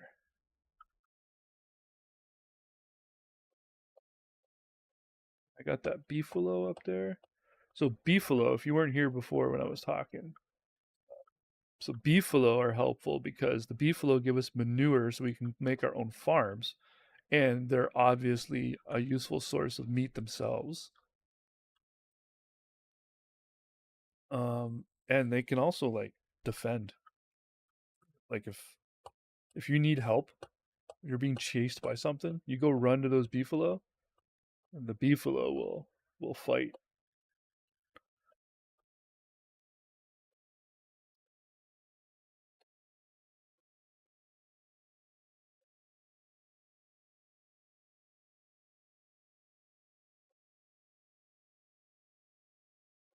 So there's a game I wish listed when I saw a trailer for it in January of 2023. They send out monthly emails talking about the game, and I keep asking for alpha access to help play test and give feedback. Yeah. Okay, we're getting hungry now. We don't have a whole lot of time to go hunting right now.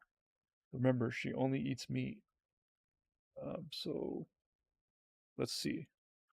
Maybe we can get one beefalo.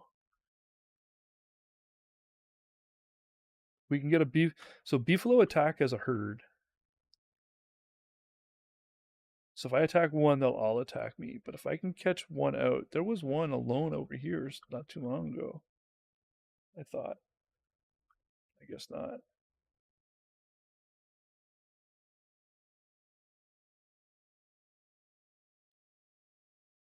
Is that a single beefalo? Okay, so we got a solo beefalo. So I'm gonna take some damage here, but it should be worth it.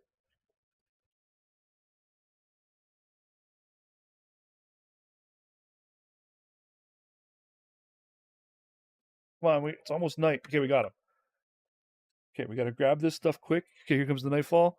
Oh man, we're cutting this close. Get the campfire down. Oh baby, that was close, but totally worth it. You see how much meat I got? 4 pieces of meat. Let's get cooking. So we already know that I can go about 2 days with 4 meat. Awesome. That worked out. We took a few, so you can see my helmet has 84% left on it. And you can't repair that, so I have to get crafting a new one at some point. But that worked out.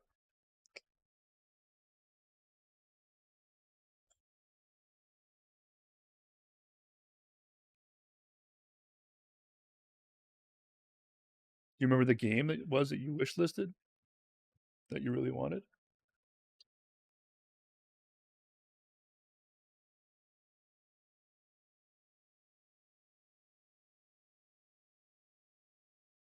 Oh yeah, if I remember correctly, Wilfred here, her sanity also goes up when she fights. Like she likes to fight.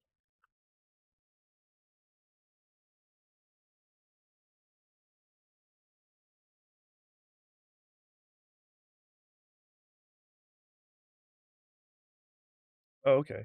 We got Arc 2 on Horizon too. So that'll be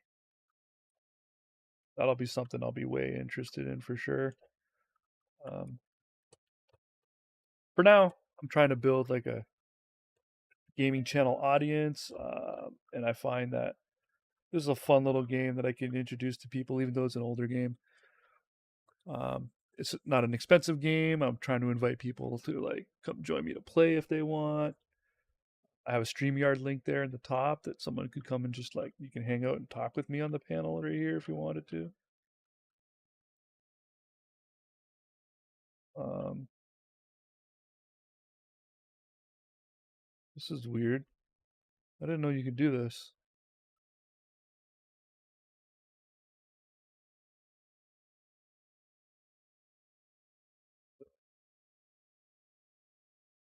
I don't know what's happened. My controls just kind of went wonky. Oh, it was a cap locks. Cap locks made things weird. Okay, got it.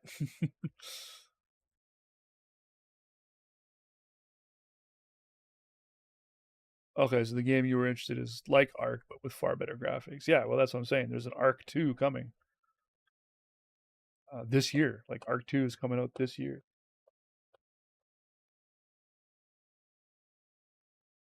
It's got Vin Diesel, like actual Vin Diesel's in it. Oh, there goes my axe. All right, let's start building this science machine. I'm gonna put it here. I think I'm gonna build it here. Okay, so science machine. So now the real game starts. We can start crafting here. You can see here we got light bulbs and items, which is like new things that we can make. The shovel will be very useful for being able to start planting our own farms. But we're going to get these refined materials first. So ropes we can make, planks, and stone. Excellent.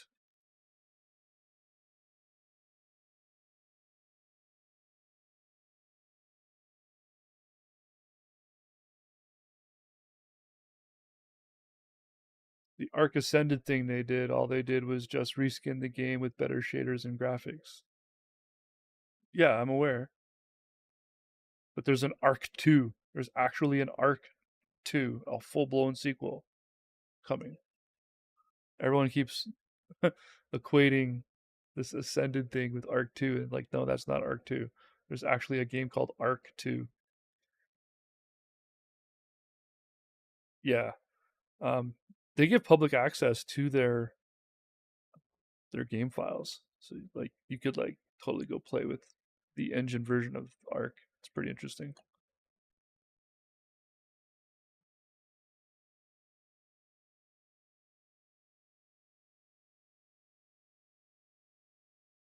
Yeah, there's an actual Arc 2, and you can go play on the actual engine the game was made on. I'm not sure what you're reacting to with they are doing that, but no, the trailer. There's a trailer I think on Steam with Vin Diesel in it, like computerized video games to Vin Diesel, but still. Um, Someone keeps messaging Discord.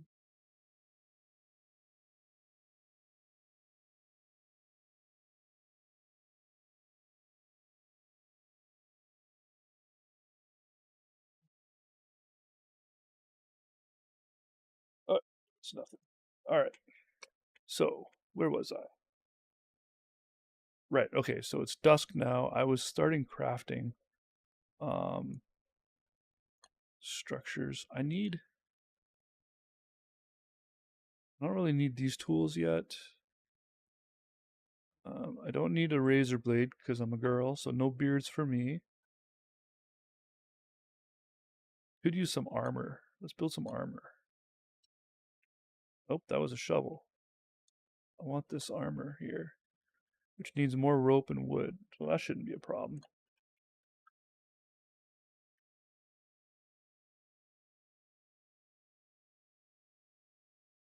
Yeah, I'm not sure what the whole Vin Diesel thing is about. It's kind of weird. Oh, my inventory is full up. Right. We should plant some of these pine cones.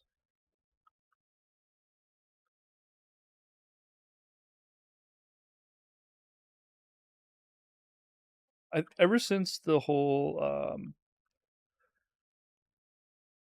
what's his name, Keanu Reeves with Cyberpunk, um, everyone's trying to get a celebrity to like mainline their video game.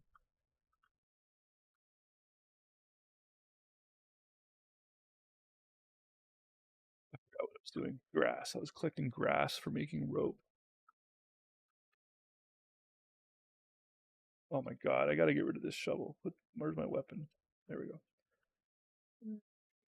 Poop, that's not a problem. Switch to an axe. Where's my axe?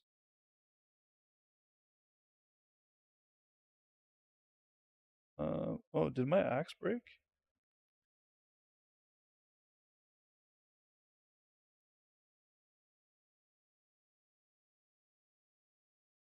Okay, I'm gonna make a new axe at some point.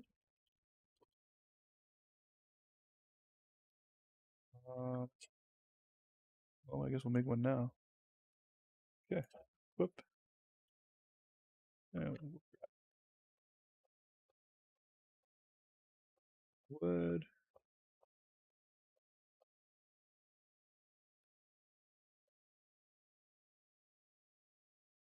No, drop that. Build a campfire, quick. Whew, that was scary. Picked up. We gotta find Chester. I don't know if you know about Chester. We gotta find Chester. Uh, Norman Reedus in Death Stranding. Yeah, that's a great example too. There's more celebrities in video games than you even realize sometimes. Um, like the Mass Effect games were like half of the Star Trek Next Generation crew voiced all the actors in that and characters in that game. It's just this new thing now with like you pointed out with Death Stranding, and then we got Justin Timberlake and Keanu Reeves in the Cyberpunk universe, and now we've got Vin Diesel in Arc 2.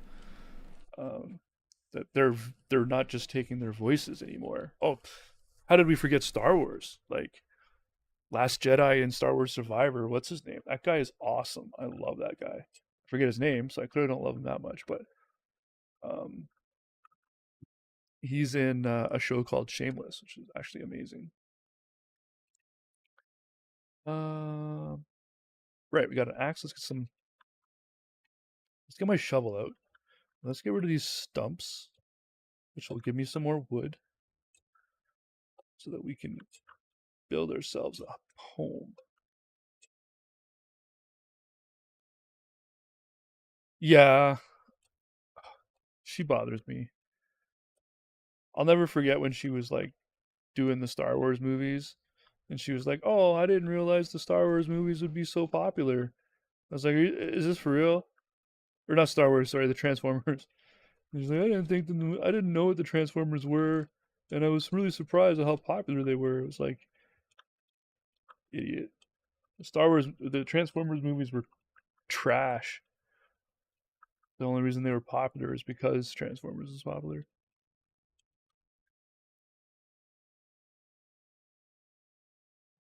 She was okay as April O'Neil. She wasn't a classic April O'Neil, but she, I kind of forgot that she was Megan Fox for a minute and didn't mind her so much.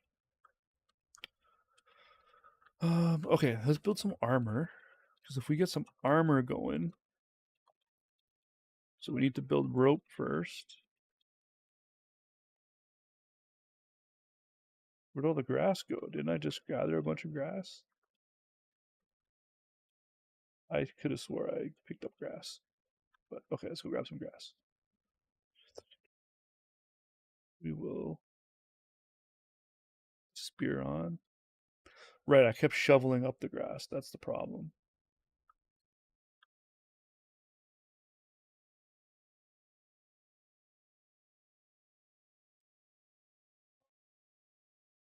Whoa. I've forgotten more about this game than I remember.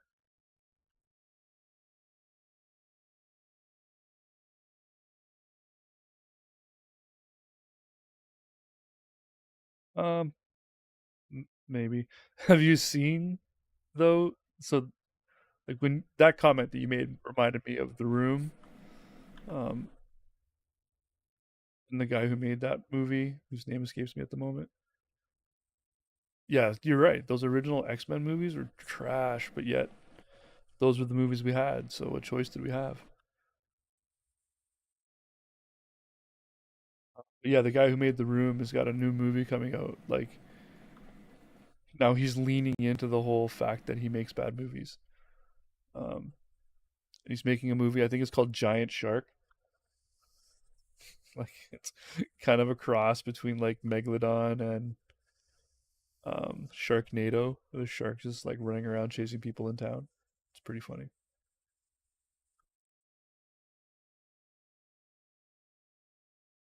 Where am I? This is such a weird area. It's like a mismatch of all kinds of biomes.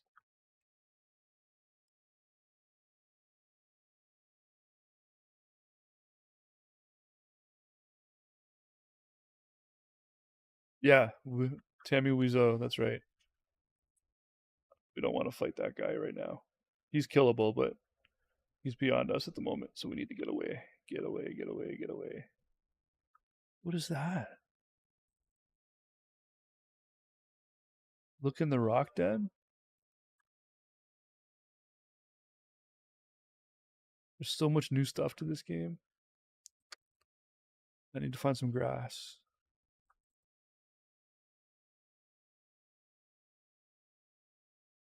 Yeah, but anyways, Wiseau's got a new movie coming. I think it's called Giant Shark. Something in that regards. It's about a shark, and I think he's accepting this idea that he's just a bad filmmaker, so he's going to lean into it and make bad movies.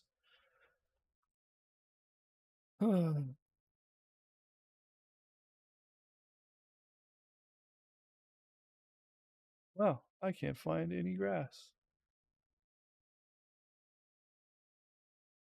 This is going to result in a dead end.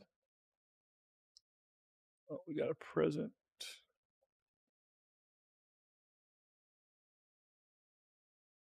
And I don't have any meat or food. Still haven't seen a single frog yet.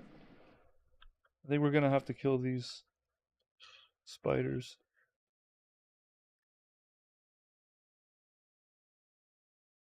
Need the meat.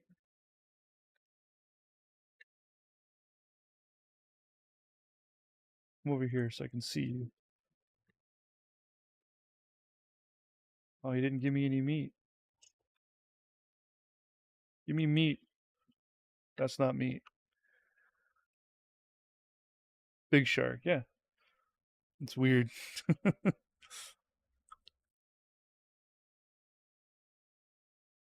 Use that bladder, but I'll get more. All right, looks like I'm gonna fail on this. Oh, finally we got a frogs, spiders. Perfect. And the frogs and spider fighters are fighting each other, which means free meat. Oh, they ate the meat.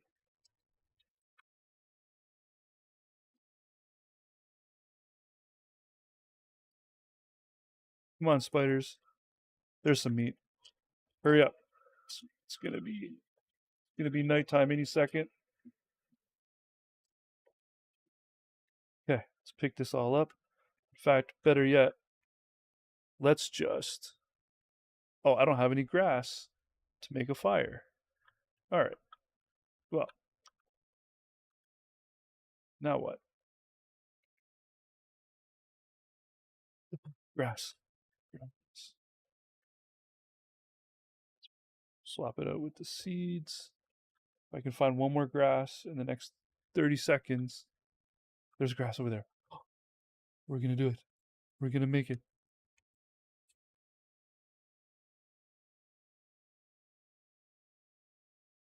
We got a torch. It's not a campfire, but that's okay because now I can come over here and we just light the bitch up. There we go. And now we got all the fire we need.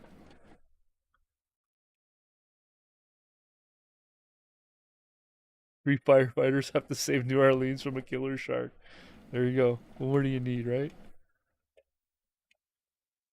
Um, okay. We need to make some tough decisions here. Haven't found cut stone. Okay, we don't need the cut stone. But we do need this meat. We got here fruitcake. Oh, I'll take some fruitcake. Right, she only eats meat. Oh, that was a mistake. Log cake. Okay, frogs are up.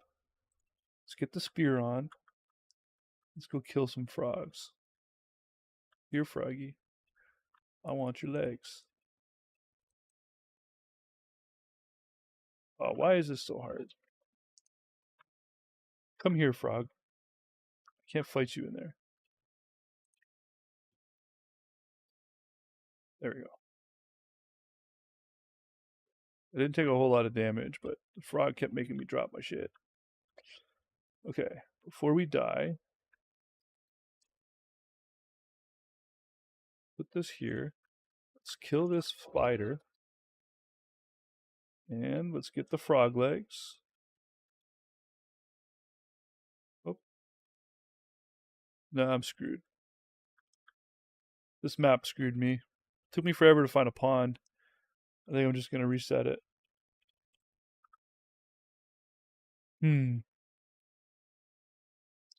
can give it a go. I need grass for more. Make a fire to cook the frog legs. I'm not dead yet, but gonna start getting dead pretty quick. Okay, there should be some grass in here somewhere.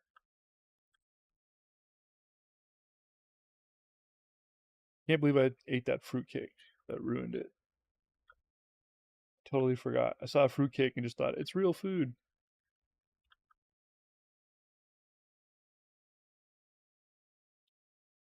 Forgot that she doesn't eat anything but meat. Wow, no grass there either. Wow, this map is screwed for grass. Usually you're lousy with grass. You just find grass anywhere and everywhere.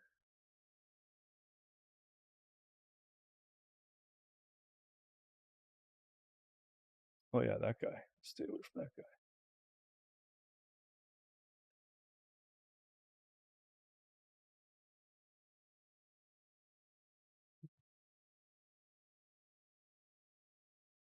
Three people watching. I don't know who the second person's watching, but I'm so happy you came to join me here. Tell me more. So you can see I'm about to die. The screen's turning red. If I can't find grass to make a fire to cook the frog legs, to eat the frog legs, kind of screwed. Oh, the grass. Oh, we might pull this off. Grass.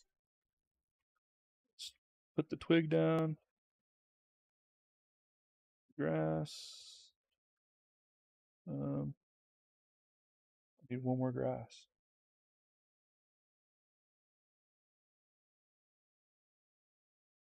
Okay, make a campfire, and it's starting to rain. Well, that's fantastic. Cook the frog legs. Eat the frog legs. All right, we staved off starvation for one night. Okay, lots of grass here. We still haven't found Chester. We need to find Chester.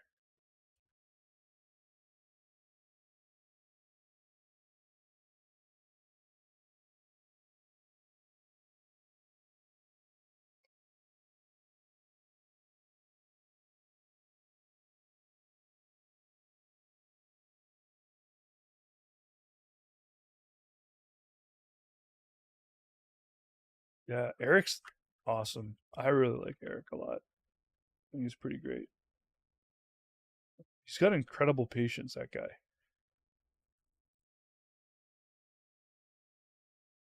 Um,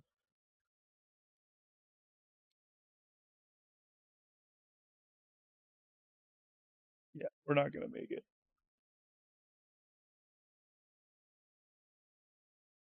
Could craft a fishing line somewhere right here. Fishing. But then I still need those ponds. So now I have lots of grass. It's the ponds I don't have.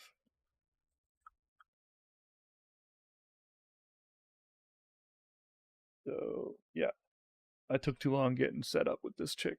She is very good. This map just didn't work out.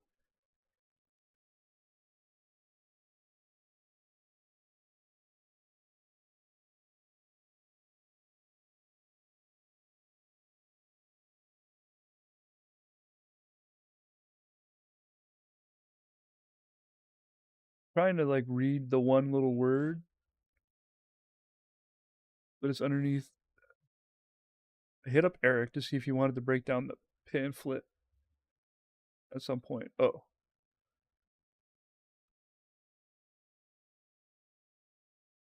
can't kill the bird.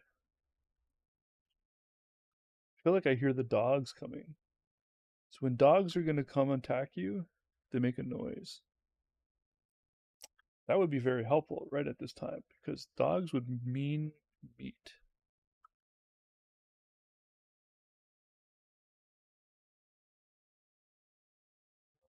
Wow, what a map. Not a single pond in sight. Very little meat at all. Aside from the rabbits, but it didn't make any traps.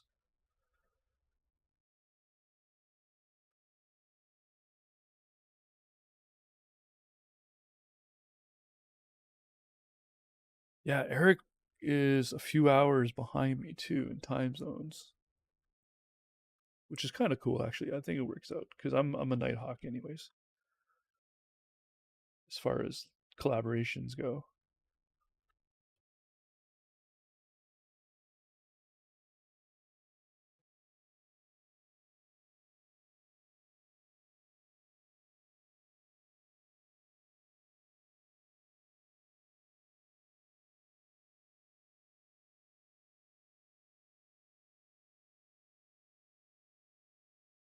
Um, one of our channel members, well, not members, but like it matters now. We got a whole team over there. Um, she placed an order at a food chain called Jimmy John's. She likes their sandwiches or something. Um, any case, that particular person felt it would be proper to, yeah, I'm dead. To attach some post-it notes to her order And yeah, that set her off pretty hard. Yeah, let's start a new world. Why not? What time is it? What does the clock say? We got lots of time. We got lots of time.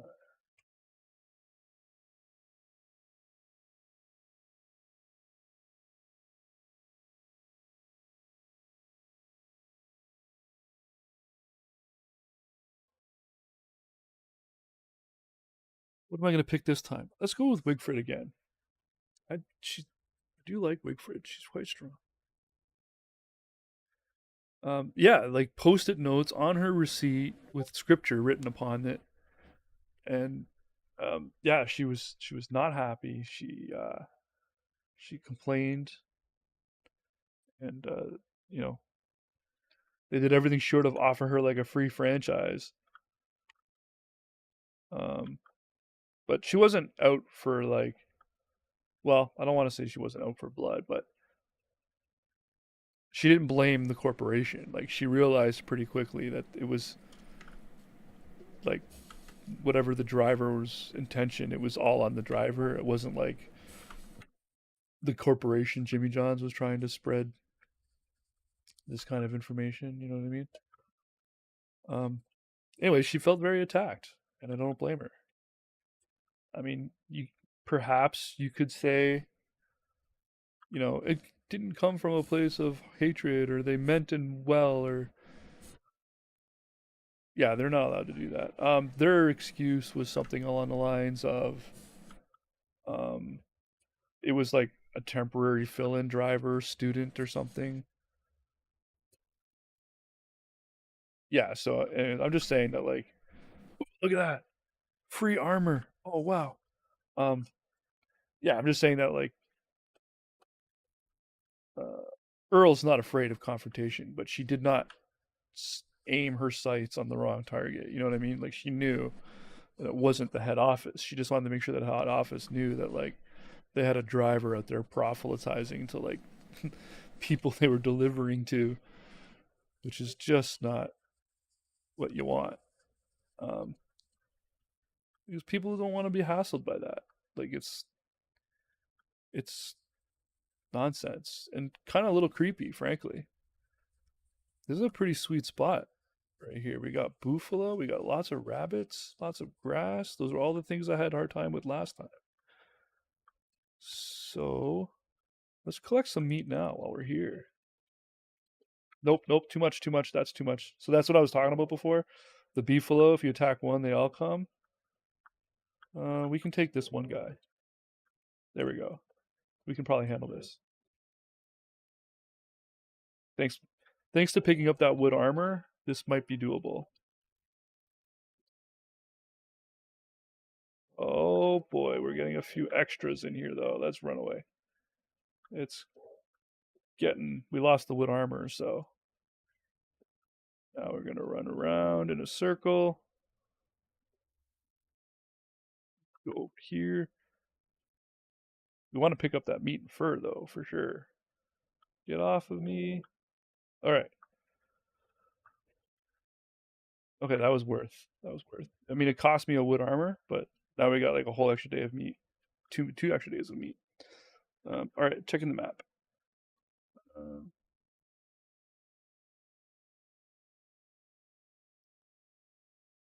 my question is like, so like you put yourself in the position of this delivery driver, right? Um, you're at work. Your job is to deliver food.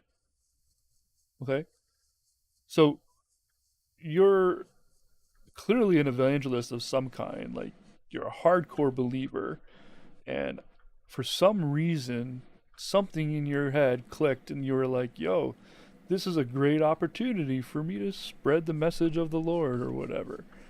Fair enough. Okay, but now, do you target people, or do you just like go buy a post-it pad and you just start spending every free second writing scripture down on a post-it, and your dashboard is covered in post-its, and you're just like blanket dropping post-its on anyone you deliver to? Like, It's weird. Hey, look, I got a straw bait. We got a backpack. Backpacks are great. Extra inventory. Hey, tell me more. Welcome. Great. This is even better. Thanks.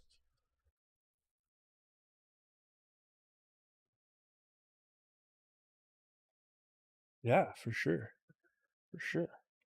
Uh, But no, yeah. So like the stream is like, oh crap. oh, you can still you can hear yourself on the stream. Well, no, my I was saying my webcam utility wasn't on. I was like, oh, it's because I don't have my camera plugged in. It's charging. The Okay, battery's charging. that's fine. But Um, uh, but hold on a but sec. no, I don't think anybody's going to hear you yet. So hang on a sec. Let's audio input capture, and this will be the StreamYard. Default will be. Oh no, we don't want that. That's not the right one. Let's trash that. Input audio output capture. StreamYard. Default will be. Oh, all right. Let's cancel that. All right, I'll just do desktop then, and everybody can hear my Discord beeping endlessly. I mean, But I can kind of hear it. It's like muffled, but I can kind of hear it going off. what's that? The Discord? Yeah. Yeah, well, it's probably coming out of my speakers, but now I'm sharing my Oh desktop audio. So, yeah. but in any case, yeah. What were you saying? No, I was like, so like, because the drivers probably thinking like, oh, well, now I'm getting persecuted for sharing my beliefs or whatever. But like what you were just saying, like, how can that even like? Why would you think that that's an appropriate thing to do? You're at work. Your job is nothing short of give this person their food. Done. Yeah, and it's a Jimmy John's driver too. This Yeah. isn't Uber Eats or Skip. This is like Right. Yeah. so you work, you collect a paycheck from Jimmy John's. You're working for tips, probably partially too, Uh huh. right? And you think Scripture is gonna like help get you tips? Like, I hate to be that guy, but like around where I'm at, and I'm sure you've probably seen it sometimes too, but like outside of Walmart on weekends, these folks will set up outside the doors and like, you know, basically beg money off of you to buy their like crosses or uh, praise Jesus t-shirts and stuff like this. Uh, no. But I Oh, live well, in Canada, so in Canada there's only like one religion and it's Catholic. So right. Yeah. Oh, yeah. But no, like they'll do that all the time here. Like they'll set up outside the doors of Walmart. They'll get Walmart's permission for it. Some of them I don't mind. It's like dudes from the Veterans Affairs place, and they're like selling hats or taking donations to help veterans who need medical care and stuff like that. yeah, But other ones, it'll be like, oh, yeah, buy our Jesus paraphernalia to support this group for women who are recovering from drugs. Like, man, I like what you're doing, but I don't like the avenue you're going through, because what's likely going to happen is I'm going to give you yeah, $10. The church you're doing this for is going to take 8 of that. yeah. You'd You rather know, donate to the organization than buy your exactly. swag. Like, why would I waste the money on the swag when I can give the whole amount? Right, like I mean, I'm not gonna buy your picture of hippie Jesus with like holes in his hands and You're right. It is praying to kind the of like Father that, isn't just it? because. Like what happened to Earl is kind of like that, right? Yeah, She ordered a food and got not really swag, but it was she might have felt like she was inadvertently supporting a cause she doesn't necessarily agree with. right. Um, like when the Ukraine war first broke out, like you know what was going on there, right? Uh, in what regard? So like the I think I know what you're refugees talking that about. were like coming over the border, um, if they Yeah, yeah. wanted like shelter or a blanket or something to eat, they would first have to Oh, like pray. Like, Yeah, yeah, if yeah, you yeah, pray yeah. with me, I'll give you a meal. Yeah. That's hardcore. That's just pure. Like, Yeah, dude. that's like first of all, how's that like the love of Christ? Like Yeah. what? Feed me first, and when we'll talk about it. I'll Like entertain not a to try and conversation, maybe. not to try and like toot my own horn or anything, but like if I'm gonna like do something for somebody, I'm just going to do it Yeah. because I want to do it, not like What am because I like gonna get from it? yeah. Yeah, 100%. Yeah, I don't 100%. I guess like a good example is one time one of my buddies, this is actually just a couple of years ago, he was very clearly struggling with some financial things, right? And so our group of friends, we were all talking like, hey, we could pitch in. He streams video games on Twitch, so we can pitch in some money to help him out. And I had just come into a little bit of extra cash, and I was like, hey, I can throw in about 1,000. Is that cool? And they're like, oh yeah, man, that'll help a lot. And so like we went on his stream, and I think altogether we dropped him about $1,500, and and we did that because we wanted to help him, not because we were like, yeah, we're such good people for giving him the money, but we saw our friend needed help, and we're like, man, here. Off topic, I found Chester. So, if you don't know Chester, this is Chester's eye bone. You pick up the eye bone. As long as you have this in your inventory, if we watch carefully and listen, here comes Chester. And this is Chester. So whoever's holding the eye bone, Chester will follow. And what Chester is, well, he's a chest. So I can put things inside. Anyways, needless to say, we love Chester. Chester's cool. But he can die, so you gotta be careful. Sorry, yeah. No, I agree. Like, you shouldn't hold someone who's hard up, like, who just escaped their home from being bombed, and Right. hold them there and be like, oh, I'm so glad you're okay and alive. By the way, if you read these passages with me, I'll feed you. Yeah. Like, if you come to church with me, I'll buy you a meal. Yeah. And I've actually seen that before. Where like a church member will bring in just like a random somebody who's looking rough, and you're like, How much different is that situation? Let's really get dark. You want to get dark? Let's get dark. How much different is that situation I see compared to a situation where someone comes up to you and says, "Hey, I'll give you a sexual favor for cash." Yep. You know, I've actually even heard it called whoring for Jesus. Really? Yeah, where like the so one of the churches that I had attended, there was this one family who were like big time whores for Jesus, where basically what they did was they went around looking for people who looked like they needed help, and then told them, hey, if you come to church with me on Sunday, I'll buy you some clothes, or I'll get you some I'll buy you a hotel for a night or a week or whatever. And like that's what they did. Like they would bring these people to church and then do them a favor just because they came to church. Interesting. So now, and we called that whoring for Jesus.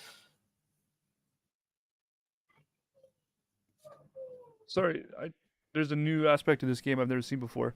Huh? Apparently, there's like a level up tree now. Oh, So those are always fun. looks like I get a skill set, a new skill or something. So I can inspiration gain rate will increase a little when attacking using battle spears. So I think inspiration is my XP. So I can gain more XP with fighting with spears, or battle helms will be a little more durable when worn by Wigfrid. They're not too hard to make, frankly. Mm-hmm. And beefaloes will be domesticated 15% faster. I think I'm going with this one. All right, sorry. Yeah, it's not cool to essentially hold someone hostage in order for them to do what you want. Like it's just not. Yeah. Whether it be for money or aid. Oh, that's a lot of people though.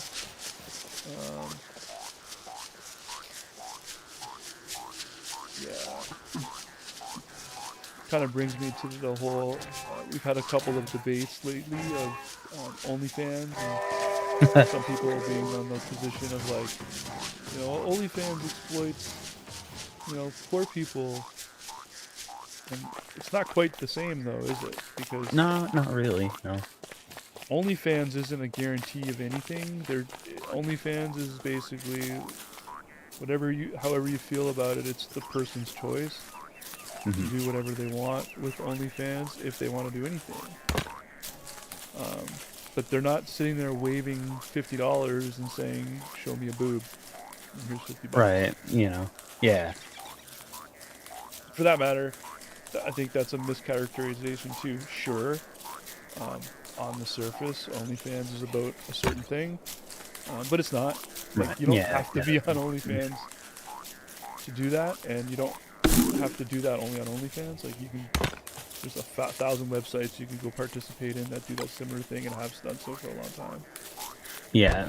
No, like it's not on OnlyFans, it's on Patreon, but I have a friend who she's a Twitch partner, and she will do like risque cosplay stuff for different amounts. And like, if you do this one special pay tier or whatever, then you get exclusive photos of her doing whatever in that costume. And it's never explicit. Like there's no sexual stuff. But even like, still, it's yeah, it's her choice. She's offering it. No one's holding the gun to her head. Yeah. right. And it's like it's her thing. It's her. She's doing it because she wants to. Not like she. I don't know. I don't want to say it's not like she needs the money from it or anything. Because she makes quite a bit of money from her YouTube and her Twitch. But yeah, she wouldn't do it if it was free. But she's not doing it because she needs to buy a dinner today or a meal today. Right. She does it because like it's something she can offer, and it doesn't require her to do anything that she wouldn't want to do in the first place. And it's something people are willing to pay for. Exactly. That's the other thing. Yeah. Wow, we really went down a rabbit hole. Yeah.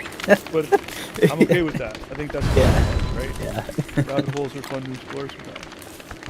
But we started out with just like someone doing post-it notes of scripture to like, it's not different than OnlyFans. No, I kind of like those.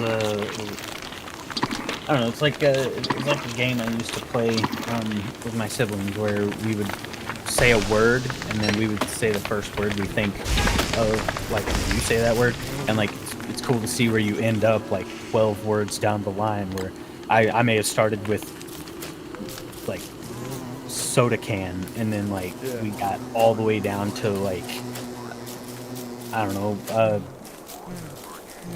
sea urchins, like how are those connected? But somehow we made that connection. Yeah, it's what's the game? 6 Degrees with Kevin Bacon or whatever. Oh, I don't think I've ever heard of that one. No? I'll explain it to you in a second, but first I want you to notice that in the game that I'm playing here. So my sanity is about half now, right? Oh, yeah. So if you look closely at like the rocks and stuff that are to my left, you notice there's like a ghost appearance to them. Okay, yeah. Yeah, so that's my sanity dropping. So I'm going a little crazy now. And eventually you'll start to see ghosts and stuff just walking around. Like, the character legit goes insane. It's pretty funny. Oh, but there's a frog, which means I can get some meat. Have you played Green Hill? Heard of it? So it's like you're a guy who's basically stranded in the Amazon rainforest, and you're kind of like famous in a bad way for trying to do something good, but then you kind of like messed it all up.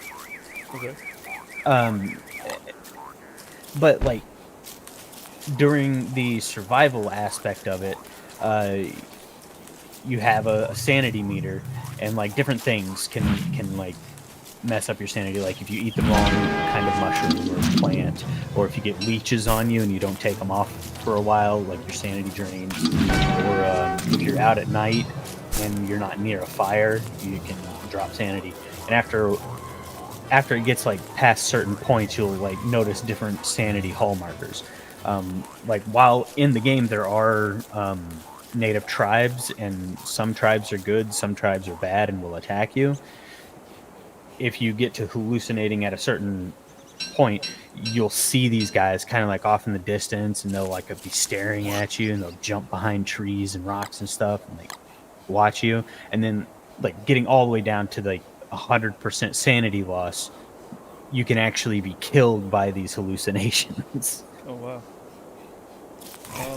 Yeah, there's a game on GameCube that's something similar.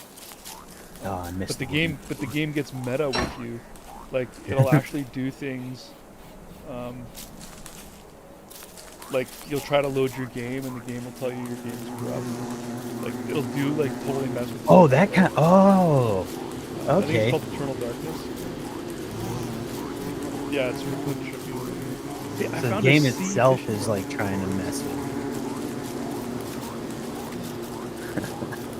Yeah, those kind of games are pretty fun. You ever played? I mean, like I don't know how old you are, but have you ever played the original Metal Gear Solid? I'm 34, but no, I never played any of the Metal Gear games. I had a buddy who was really into them, but I never did get into them.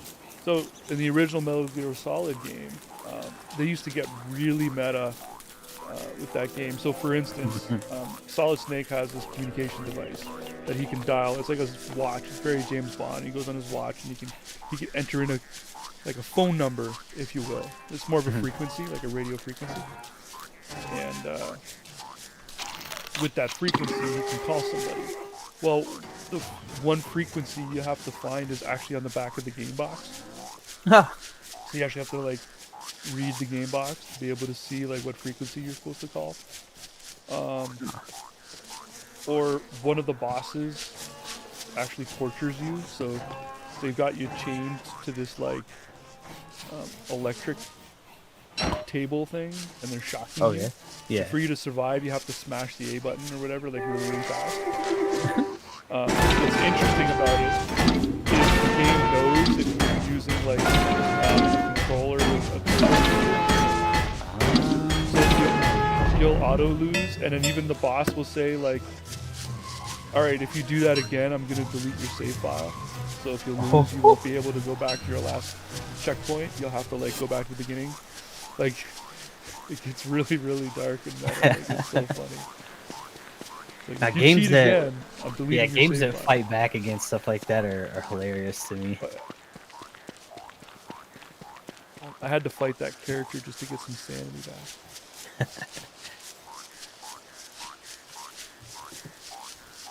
But no, like I was saying before, with this Jehovah's Witness thing, like even whenever I had became a Christian, I like nobody ever reached out to me.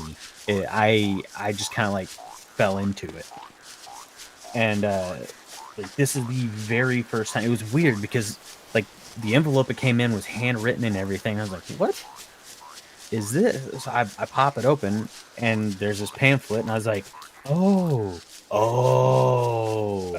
And then I unfold the letter that come with it, and it's a genuine handwritten letter.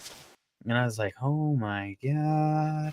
And so I read it, and it's got some pretty bad grammatical errors in it, but Janice Johnson signed sincerely. Right.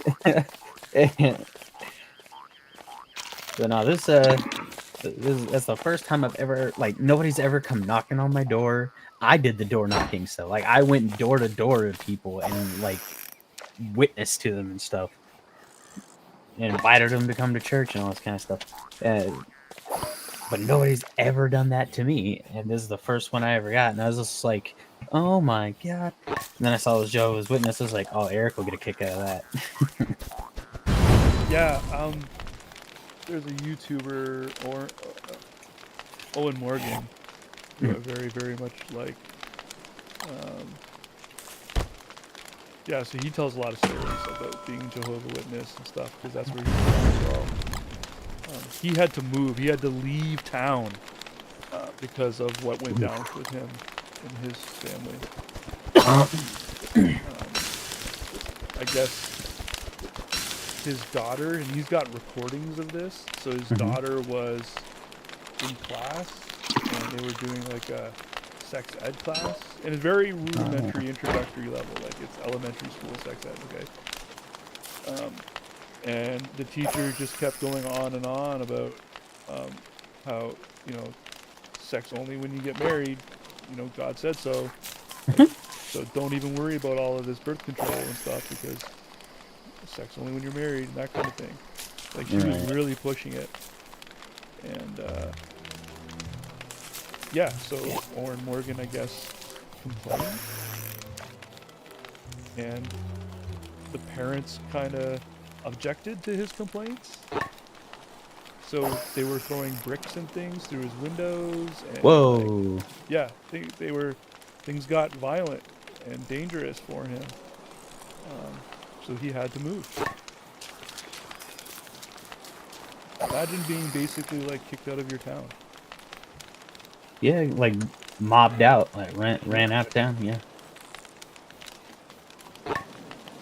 Now when I left, I was in a Bible college, if you want to call it a college. It was an indoctrination compound. Right. Is what I guess I would call it. But they call it a Bible college. It was a ministry of the church that I was attending. And when I had decided to leave early, I was like, hey guys, I'm not sure if I really believe this stuff anymore. Mhm. Really struggling as of late, and no help has come. So I'm gonna dip out, and I guess I'll see you guys around or whatever. Right. And so like they didn't like that. They had a lot of things to say to me over it. And then I leave, and I still tried to attend the church, but I was heavily shunned. Yeah. Like I was completely ostracized. So I ended up just like, okay, whatever. And I left the state even. Like I was in the state of Arkansas. My fiance, who's now my wife, at the time, like I went to Mississippi, and I was like, hey, move the wedding up 6 months and get married in 2 months. That's the Owen Morgan story all over again, right there. Yeah, he was getting shunned by his community as a Jehovah's Witness. His mom was no longer allowed to talk to him. Neither was his dad, because they're still part of that community. So Hmm. they had to disown their own son, which is crazy to me, like insane. But okay. And he moved to New York with his kid and his wife. Yeah. I want to say happily ever after, although it may not be completely accurate, but he's safe and he does have a good life. I mean, how could you be all the way 100% happy that, your mom isn't allowed to talk to you because she's got some crazy beliefs?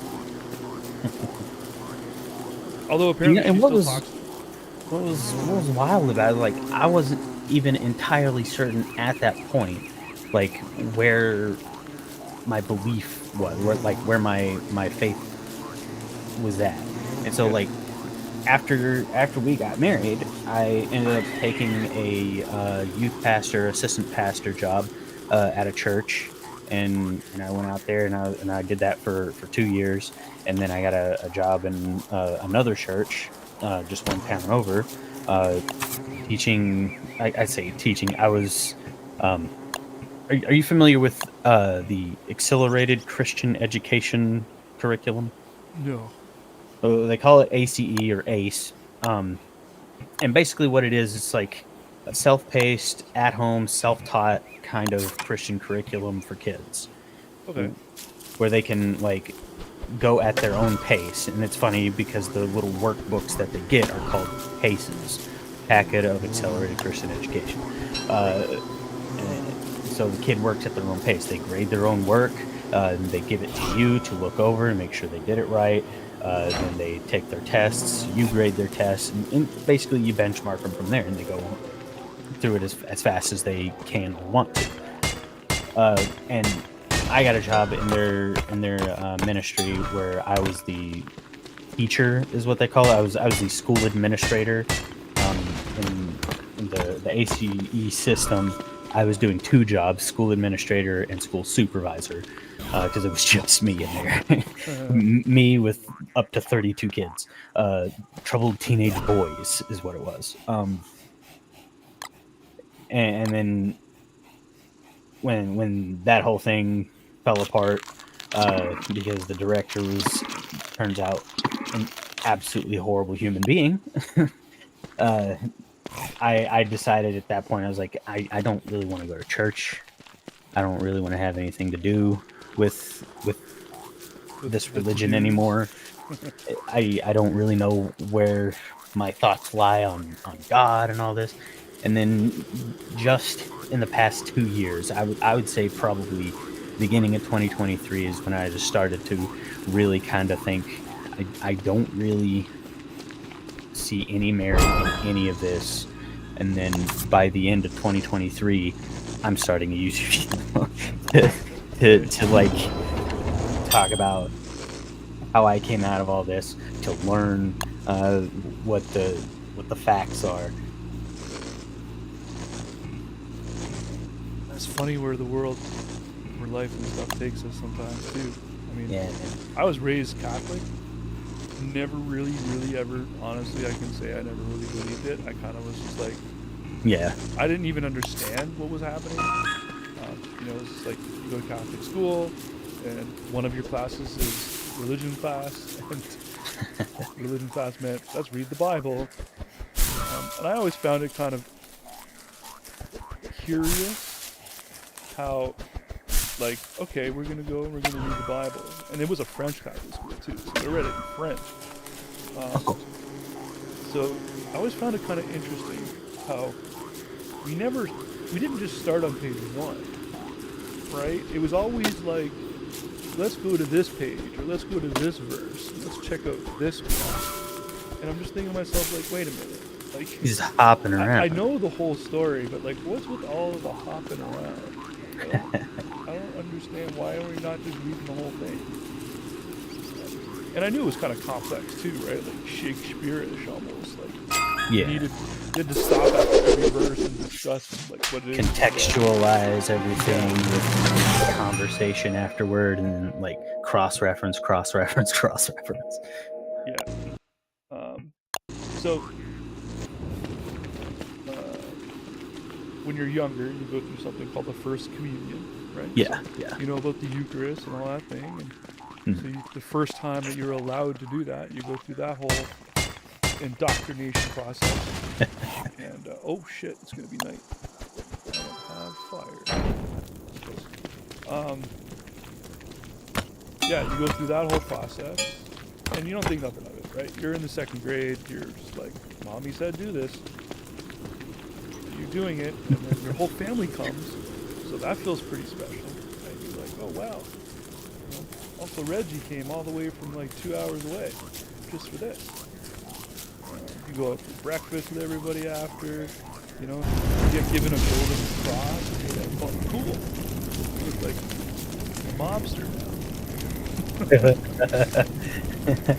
This cross. Anyways, in Canada as well, your taxes are geared towards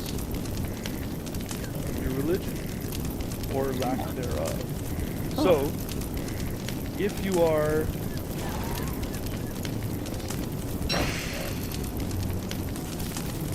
like, let's say I had kids and I wanted them to go to Catholic school, then my tax money goes to a Catholic education,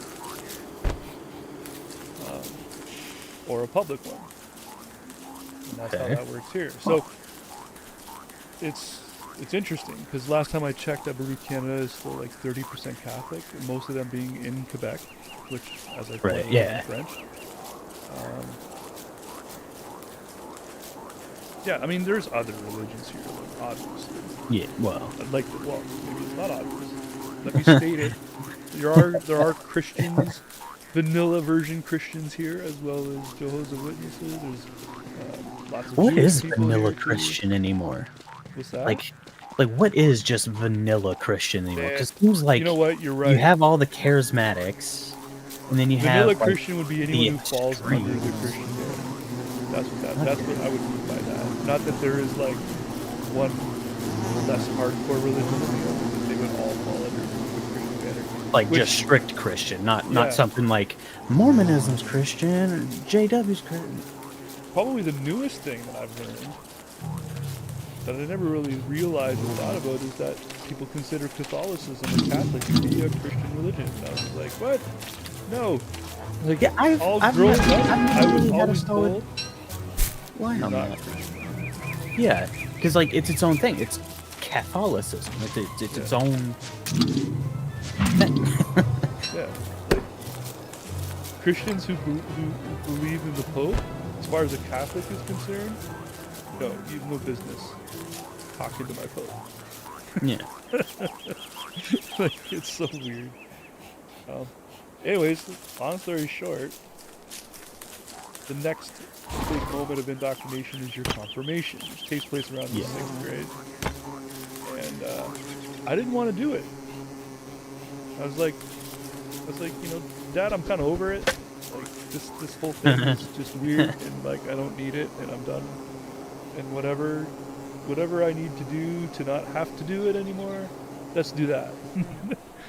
And he's like, When I say my you're done. parents, no problem. Like, Oh, yeah, okay. okay, Okay. fine. It's like, cool, whatever. He's like, my Oh, mom no very longer really Canadian. believes anymore either, and she's like, you know, she's defeated cancer 3 times now. So as far as she's concerned, like, God, yeah, right. My dad too was, although he was a big like supporter of the church, he was there for the community of it, right? He was a big music guy. He just wanted to go play his guitar and sing, and have a good time. Like for him, it was all the music. Yeah.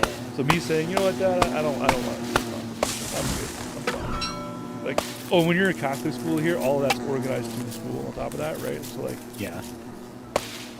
but I was living with my grandmother at the time because my grandfather had just passed away with Alzheimer's, and she'd never really lived alone. So, you know, for my dad, it kind of worked out good. And you're like, you know what, my mom, she would love to take care of my son, and then he could do his thing or whatever as a single father. And it was, for him, it was like, okay, cool. And I was on board. Like, I was not abandoned or dumped on my grandma. I was like, Right. I had that grandma that everyone, you know, that one where you, if it's dinner time and she's like, would you like a little more? And you're like, no, I couldn't possibly. But she puts some on your plate anyways. Right. Like, you have to shoot her if you want to stop her. It's basically your only thing.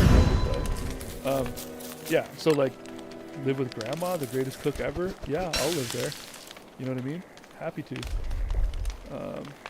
I'd have a very I don't know like if this is the right way to say it, but this is the way I'm gonna say it. I had a very broken home Southern American upbringing. Right. So grandma raised us. It was not a good time. Well, the long and Not at all. the final part of the story, though, when I declared I didn't want to do my confirmation, and I didn't give a shit about any of this stuff anymore, sweet old grandma turned into the, well, if Justin doesn't do this, he doesn't love me. Is the exact words that came out of her mouth. If he doesn't do it, he doesn't love me. And I'm just like, wait, what? That's not cool. Like, I live with you. Like, and I wouldn't choose to live anywhere else. Like, I literally chose to live here with you because I think you're awesome. Like, what? And then she went on, of course, about the whole, if he doesn't do it, he'll never be able to get married and his future will be ruined. and all this stuff, and I was just like, this is weird because this is not. Grandma doesn't act like this. Hmm. You know what I mean? It's very Yeah. weird. This is not characteristic of grandma. Yeah, I feel Um, like man, religion has a weird way of like turning otherwise kind people into horrible monsters if you so just like strange. if you pull Yeah. away from it or don't believe like them anymore. So it was. My dad was just looking at me like, you could tell my dad was in a spot, Uh-huh. and I I'm not appreciate the trying to say spot. that your grandma was a horrible monster. No, no, no. That's not what But I I make put that myself in my clear. dad's shoes now, right? And I mean, you're older now too, right? Put yourself Right. as in an adult spot, and your mom says, "Your son doesn't love me if he Ooh. doesn't do this thing." Like, what do you do? You're literally put in a position of like, you either need to tell your mom she's wrong, or force your kid to do a thing he doesn't want to do. Like, Yeah. um, and one of the reasons why my parents got divorced, or one of the happy side effects of my parents' divorce, as far as my dad was concerned, was my mom used to force my dad to spank us, and he Ooh. hated that because Yeah. he would basically. It was one of those situations where it was like, you wait till your father, you go to your room, wait till your father gets home, and when he gets home, you're getting spanked. So we would spend hours in our room waiting for dad to come home. My mom would be like, "Go wake up your boys and spank them." Like, what? I just got home from work and now my job is to beat my kids. Like, see, he hated that alone, right? Yeah. Um, Now he was put in a position of like, I gotta make my son do a thing he doesn't want to do, or tell my mom to fuck off.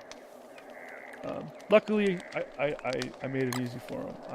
I just went like, well, fuck, this isn't worth it. I don't care, so Hmm. I'll do it. Like, it was. That's what was my. That was my justification. I don't care. I just didn't want to do the work, but someone clearly does care. Like So this doesn't bother me enough to ruin a family relationship over it, kind of thing. yeah, Yeah. um, yeah. I didn't care if I was going to be allowed to get married or any of that. Like, I really didn't care. And only to find out later that it had nothing to do with anything. Yeah. I couldn't get married in the Catholic Church, but who fucking cares? I could still go to Right. City Hall and pay $500 and get married. Um, yeah, it was very, very unusual. This sweet lady that I've known my whole life Hmm. suddenly, for the first time ever, in a way, kind of put her foot down on me. I was very thrown aback. No, I get that. Yeah.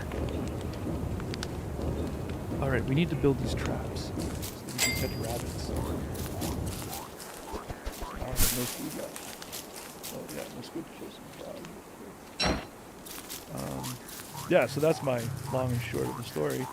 But yeah, you know what? I was still in Catholic school after that and did all the things without even really understanding, perhaps, even in my high school Catholic days, Hmm. of like where I was and why I was doing these things and reading these Bibles and the whatevers. And like, I didn't get it. I just didn't think it mattered. I was, as far as I knew, everybody did this, right? When I first found out about public schools and they didn't have a Bible class, I was like, wait, what? That doesn't make sense.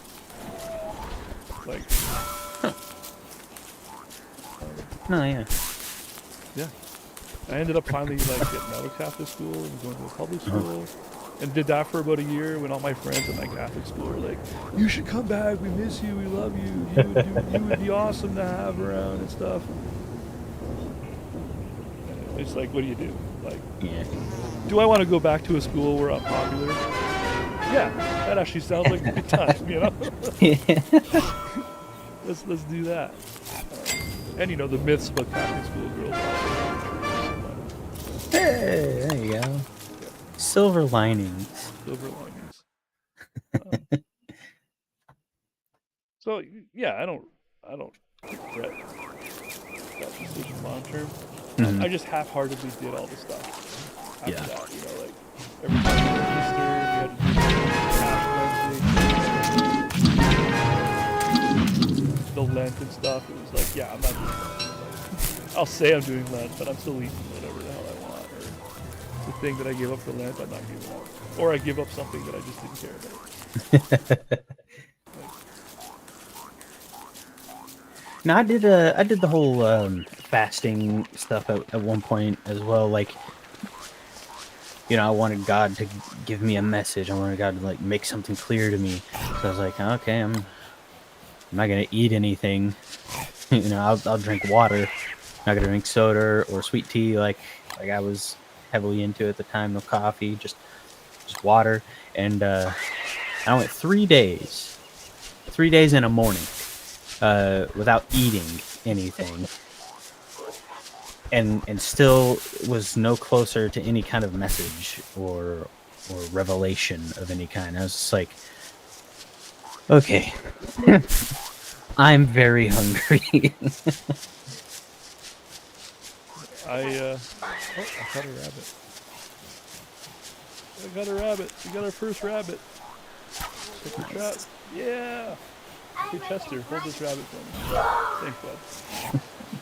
And then now I put a new carrot to bait the trap. And then there we go. Got our first rabbit. Yeah, it's a weird. All religions are so weird, and some of them are fanatical as hell, and that's the part where I'm just like, Yeah, I don't get like that. independent fundamental Baptists, um, at least like where I sat with them, was very fanatical. Like there was even at one point where we were hosting a youth conference, and we had like 2,000 teenagers there for this youth conference, and like one of the things that just kind of like shook me because I wasn't like expecting it to happen was like they're like, all right, we're gonna sing a fun youth camp song, and they're like, everybody get out your Bible, open up to a random page, place your Bible on your head. I was like, what is this? Then he's like, this is the way we wash our brains, wash our brains, wash our brains. I was like, what? Yo, you just triggered Oh something my. in me, man. Yeah, oh my god. There was so after no before I lived with my grandmother, I was living with my dad and his girlfriend in Niagara Falls, and there was this bus Uh-huh. that would drive around the neighborhood and start honking its horn like every Wednesday night, and you would run out and get on the bus. Oh, And it's it like was a all church bus. full of kids, and they would take you to the church, and you would go into like the church's basement or hall or whatever, and you would basically like get to play games like dodgeball or whatever.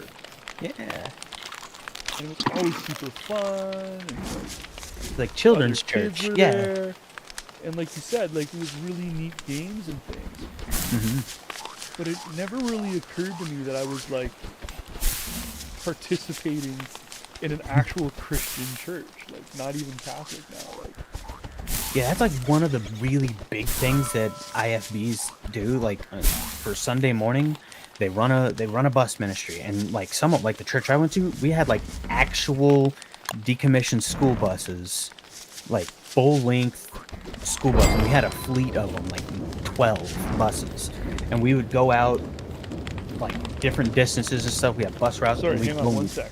No, Just you good. bookmark that story because I definitely want to hear it. But do you hear the noise? You hear that? It's very faint. Growl? Yeah. Okay, so I'm gonna be attacked by a bunch of beasts here. So just hang on. This is where it's like shit's gonna get intense.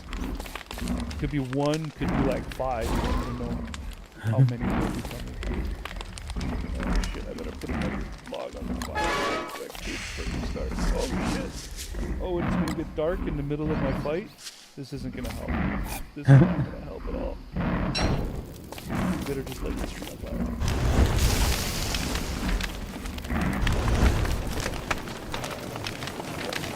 Oh no!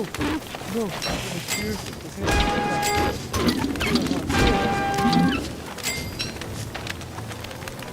That's it? Oh, I could have really used a little more meat than that. Alright. Okay, sorry, carry on. You were saying. But no, like we'd go out and we'd pick up bus loads of kids and we drop them off in the Christian school next door to that the church had next door to it, and we'd have children's church in the gymnasium. And children's church was literally just like a whole bunch of like fun sing songs and like, games and stuff, and then a real quick 5-minute Bible lesson at the very end before you give them like a soda and a bag of chips to go home with. And like it's every Sunday too, every single Sunday. You always left with a treat. Yeah. So slimy. I remember I had so much fun going to this place that I think I went for like I didn't miss a single day for like an entire like 3 months or something weird. Yeah. I was like the only kid to like be that into it of sorts, I guess. You had no idea the entire they time. honored me at their services. Because that's when I realized that like this was a big religious brouhaha. Was when I was invited to come to a Sunday mass, and they talked Hey, about so me on the dedicated. stage and said my name in front of all these people I'd never met before. And like it was also the first time I saw them hand out wine, because in the Catholic Church they don't do that. Like you're saying this, and these are all things that we did, minus the wine thing. But these were things that we did. Like these bus kids almost never came into the actual big church. Yeah. And then like every now and then we'd have like bus ministry awards where like each bus would be like, this is our most loyal kid, this is our most improved kid, this is the kid who memorized the most Bible verses and said them to a bus worker, like, and then we march them into the big church in front of almost 1,000 people, say their name, walk them across the stage, give them a little bag of candy and a piece of paper that says congratulations, and then they walk right back out the other side and go back over to the gymnasium. Yeah, it really shows how like I don't know, it's slimy. It shows how slimy they can be to like get people to follow their church and indoctrinate, as it were. Yeah, and like you'll get these kids when they're quite young, and you get them coming in, and you're doing all these like fun things with them, and then you like seed them with this real quick Bible, this and that, and then like they go home with their candy and all this stuff, and then over time, like they might hear these Bible stories over and over and over again, and they memorize them. Like, oh yeah, I remember the last time they told that story, and then that kind of builds into like I want to learn more about it, and then go from just these children's church things to actually going to like Sunday school, and then going from the Sunday school to like sitting in the big church with the grown-ups, and going from that to wanting to go to a Bible college, and then going from a Bible college to being like, I'm gonna be a pastor of a church now. Like they got their ways of slinking you right on in there.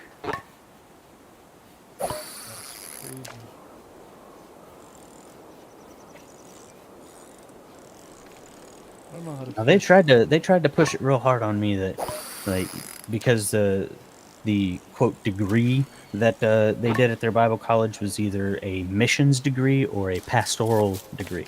So like that was my two options. Like you're either going to be a missionary or you're going to be a pastor. I was like, well, I don't want to be either of those. I want to be a traveling preacher, and I want to go place to place and spread the message. That's what I wanted to do. But they were like, oh, no, God's will is for us to spread the message to the whole world. We got plenty of that in America. You need to go to other places in the world to talk to God and see where he wants you to go. And here's a list of places we already have missionaries that go to, and here's the list of places we need missionaries to go to. You pray to God over this list and see where he wants you to go. Wow. intense. right? And like they would get to the point where sometimes like if you didn't give money specifically to the church to pay their missionaries or to support missionaries, or if you didn't desire to be a missionary in some kind of way, then you weren't right with God, and you needed to fix your life. And if you weren't careful, God might kill your loved ones to teach you a lesson. There's a an island. Um, it's the last island not visited by outsiders, and it's not far off the coast of India, I think. Uh-huh. And yeah, one missionary in his life did attempt to go there to spread the word of God to the natives on this island who don't know anything about the world, nothing. They have Hmm. zero technology, zero knowledge of anything in the world. They're the last untouched island and untouched tribe of Earth. Hmm. And they murdered him the second he hit the beach. I think I remember that, and then the wife wanted to go and do the same. Like, oh, they don't know, God forgives them. And she wanted to go do the same, but they were like, no, Oh, fuck no, really? we're not. No, we're not gonna let you do that. I think the governor or like president or whatever has declared it like a almost like a national park type area. Yeah, Like they're like under the it's the last protection of India, uncontacted and tribe. they're We're like not leave them gonna. the fuck alone. Yeah.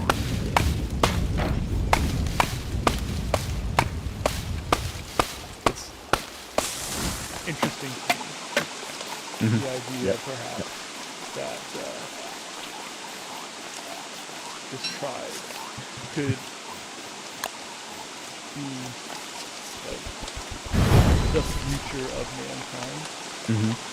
The idea that we might destroy ourselves is a real possibility. Oh, yes, it is. And depending on the level of self-destruction, they could survive it because they're not past anywhere. You know what I mean? Short of like Yeah, India being bombed and them unfortunately having to like Fallout. Yeah. a fallout side effect of that. But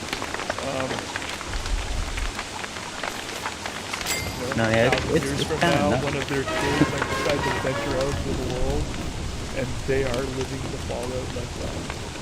Game fallout.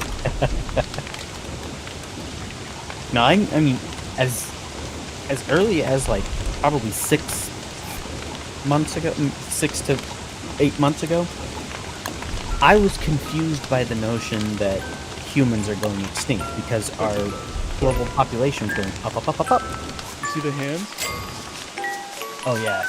Yeah, so my sanity's getting down to the point where I have to scare the hands away from stealing the logs off my fire. Because if they take a log off my fire, the fire goes out. And if the fire goes out, I die. And it's also raining, which doesn't help my fire. Anyway, sorry, carry on. But no, I guess kind of like lost my train of thought. No, okay, it was literally like 6 to 8 months ago. I was confused by the notion that humans were going extinct because it's like our population is booming. Like we literally just passed 8 billion. Like what do you even mean we're going extinct? But then like I come to genetics and anthropology, and I see Homo sapiens are the last humans of any kind, and the likelihood that we will ever speciate is damn near zero.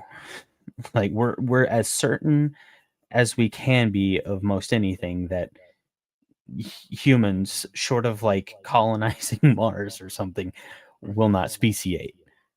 Because even the two most divergent humans in the world are remarkably similar, genetically speaking. And that's not even going to, like, if they were to come together, they could still uh mate and produce for offspring. So it's not even something that we could say, oh, it'll result in a different species, and it wouldn't. And so that, like, that's now my understanding, is that if something were to happen to the human race, that we couldn't recover from, humans are extinct, gone. Yeah.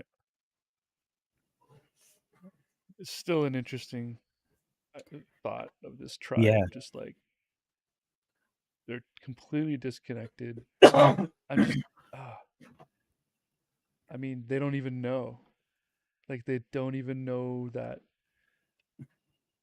there's religions out there fighting for territory Yeah. with with weaponry they would consider to be magic. Like, And a lot of the Christian doctrine will say that those people are going to hell because they haven't heard the message of Jesus Christ.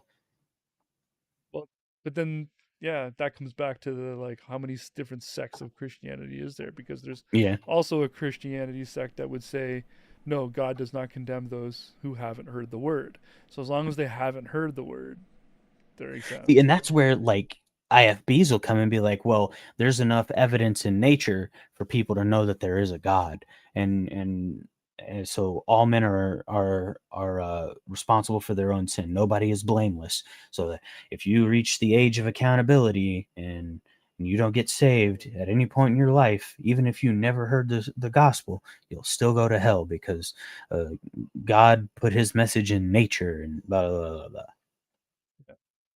Um, and then as far as like me goes, it's like my religion apparently says that it's too late. I'm already like saved. It doesn't matter. Yep, yep. It doesn't matter what I do or believe now.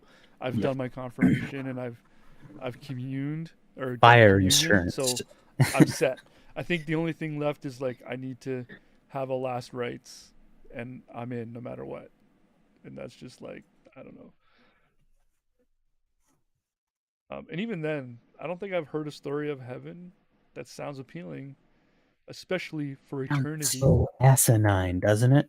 Yeah, like some different versions of heaven sound decent for a holiday, Yeah, but eternity, yeah. like And I the can't whole eat my concept like, favorite oh, food you're every gonna day. worship God every day for eternity because he's just that great and you're gonna feel that grateful. I'm like, I have a hard time believing that. And if Eternity is a it's something long that time, like man. and if it comes down to it's like something that I don't have a choice in, like that also seems kind of not cool.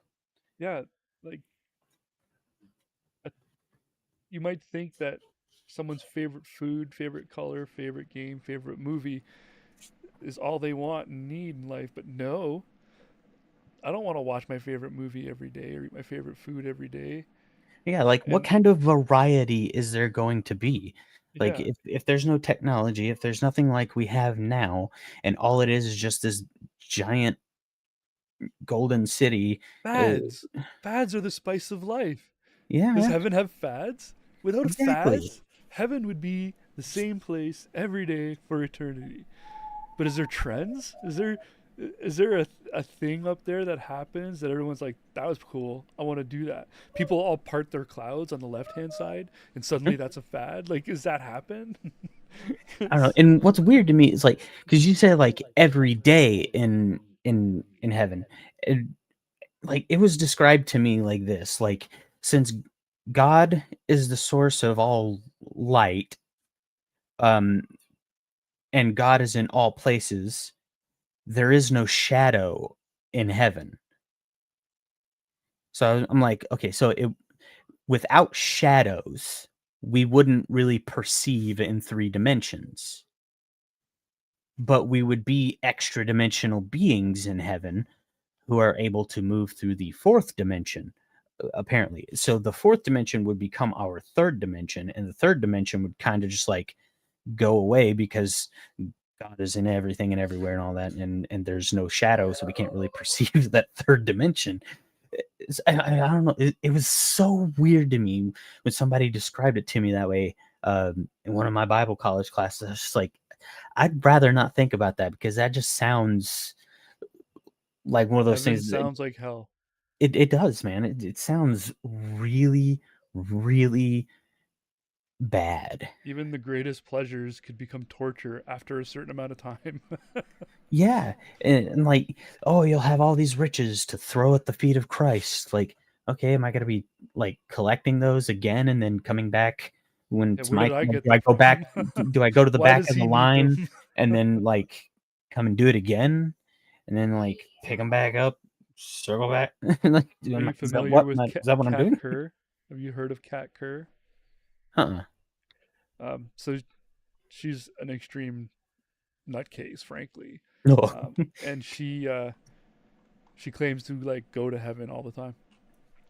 Oh yeah, everyone's got a mansion. Everyone walks around bare feet and like there's a giant warehouse. She'll say there's a giant warehouse, so if you've lost a limb or whatever, it's waiting for you. There, you just gotta go there and pick it up. Um, like she legit like she for a while she had pink hair during the pandemic because God told her to turn her hair pink. Like she's oh man, and the scary part, people listen to her. Like she has a They're like that following, West man. Like guy. West guy. Yeah, there's this guy Wesley. It's on one of Eric's live streams from a couple days ago. Like this guy, he come in there and like he's a whack job. And like at first I thought like he was like just this like weirdo troll kind of guy who just like had this really weird thing he wanted to get out there and then like gauge your reaction and then try and like defend it against all hope. But no, he like there might be something mentally wrong with him or something because like he says all this really really weird random cryptic stuff that like he just plucks out of his brain and it sounds kind of schizoaffective, and it's just I began to feel sorry for him the more I heard him talk and like watched how Eric was really patiently interacting with him and stuff. But like he just like he seemed really desperate to say all this stuff, but it didn't really have any meaning to you or I because we have no clue what the context is for any of the things he's saying. Right. Like he'd be like, "Oh, and I saw a cloud, and beneath it was a boot, and next to the boot there was an ant that had a tower, and the tower was made out of chicken bones." And it's just like, okay, what does any of this mean? Like, what is the significance of any of what you just said? Oh man. All right. Well, thanks for hanging out with me, man. Yeah, Made yeah. it made this fun and worth it, and I'm gonna do this every Friday afternoon, just like this. Oh, cool. Just chill, play some games and stuff. Um, I'm gonna start every stream with like what I will do is like a play test as Mhm. as a game designer and a guy who does games. I'm gonna play some game that I've never played before for like the first 45 minutes, and critique it from my point of view as a designer, and then Yeah, play something else that's just a game that I like to play. Such as like today was Don't Starve Together. Who yeah. knows? Maybe I'll do some Settlers of Catan one day, or Civilization, or maybe I'll load up the Super Nintendo and Oh, hey, yeah, play something retro. old Um, school. I like beating Super Mario 2 every once in a while just for fun. Um, but yeah, don't forget too. We got Matters now as well. So hopefully, are you subbed Yeah, I over there dropped him. yet? Yeah, I dropped him a sub just the other night after I was talking with you and Eric. Yeah. So tomorrow night. So this will work like a plug, even though you're the only person I'm plugging to. Uh, but it breeds habits too, because hopefully I'll end up with an audience here someday too. Right. But Sunday I do a show over there where we react to uh, YouTube Shorts. Oh, okay. And it's an open stage, so you can come on and I'll play a short. Sometimes it'll be flat Earth or Oh my religious god. or just something weird, and we'll discuss for 10 15 minutes. Then we'll move on to the next one. Yeah. It's presented almost like a game show. It's meant to only last about an hour, so instead of everything, as you know, in the community that we're participating in, everything turns into 4-hour marathons. This show that I'm doing on Sunday is meant to be like, let's move on. Yeah. Let's discuss for Quick 10 minutes. rollovers. Let's Yeah. get to the next topic. And the Kentucky Atheist is my guest host. So I've heard that with name a this couple show, I times. do a Yeah. guest host every Sunday. Okay. Last one was Mark Reed. The one before that was I know Mark. the Yeah. Creaky Blinder. Um, This Sunday is Kentucky Atheists. Sunday after that is Dr. Tapioca Weasel and Ah, Maya. Andy. And Jimmy Tuck's TV is the one after that. Sweet. Yeah, super fun. And I want to get Eric on there as a guest too at some point. Yeah, the very first time I ever heard Eric speak, I was like, I want to talk to this guy about stuff. and I emailed him immediately, and I was like, hey man, let's get on and talk about like intellect and stuff. Well, you're from the JW sect, right? Like, No, I came from independent fundamental Baptist oh, Christian. okay. Yeah. Because I was gonna say, if you don't know Owen Morgan, I definitely recommend Owen Morgan. He's the one that brought to my attention people like Greg Locke. Oh my God, Greg Locke. And he watches this show called Line or Tack Line or something. Mhm. Backline. I don't remember what it's called exactly, but it's presented like a news show, but it's Oh, hardcore Christian national, oh and it's yeah, yeah, scary yeah, because it has money in it. So yeah. it's probably like the most powerful Christian show there is. Um, Damn. yeah, so when he watches that show and they're going on about, like, they'll have Kirk Cameron on promoting his books, for example. Oh, I know exactly what you're talking. I forget the name of it, but no, I know exactly what you're talking about now. Yeah. Shit, somebody had And Owen Morgan both buys of the that. books and reads them to us too, which is those Oh, are some of my favorite episodes because those books are wacky. I Like, think oh Answers my in god. Genesis does something similar as well, but it's all like web hosted and stuff. Like they don't have any kind of like televised anything. Yeah. But yeah, like if you like live shows, Owen Morgan does live shows. He doesn't have an open stage, which can make it a little Mm. dry. But if you like just sheer background and you're not looking to just talk, definitely Owen Morgan. He's got like 3 different channels.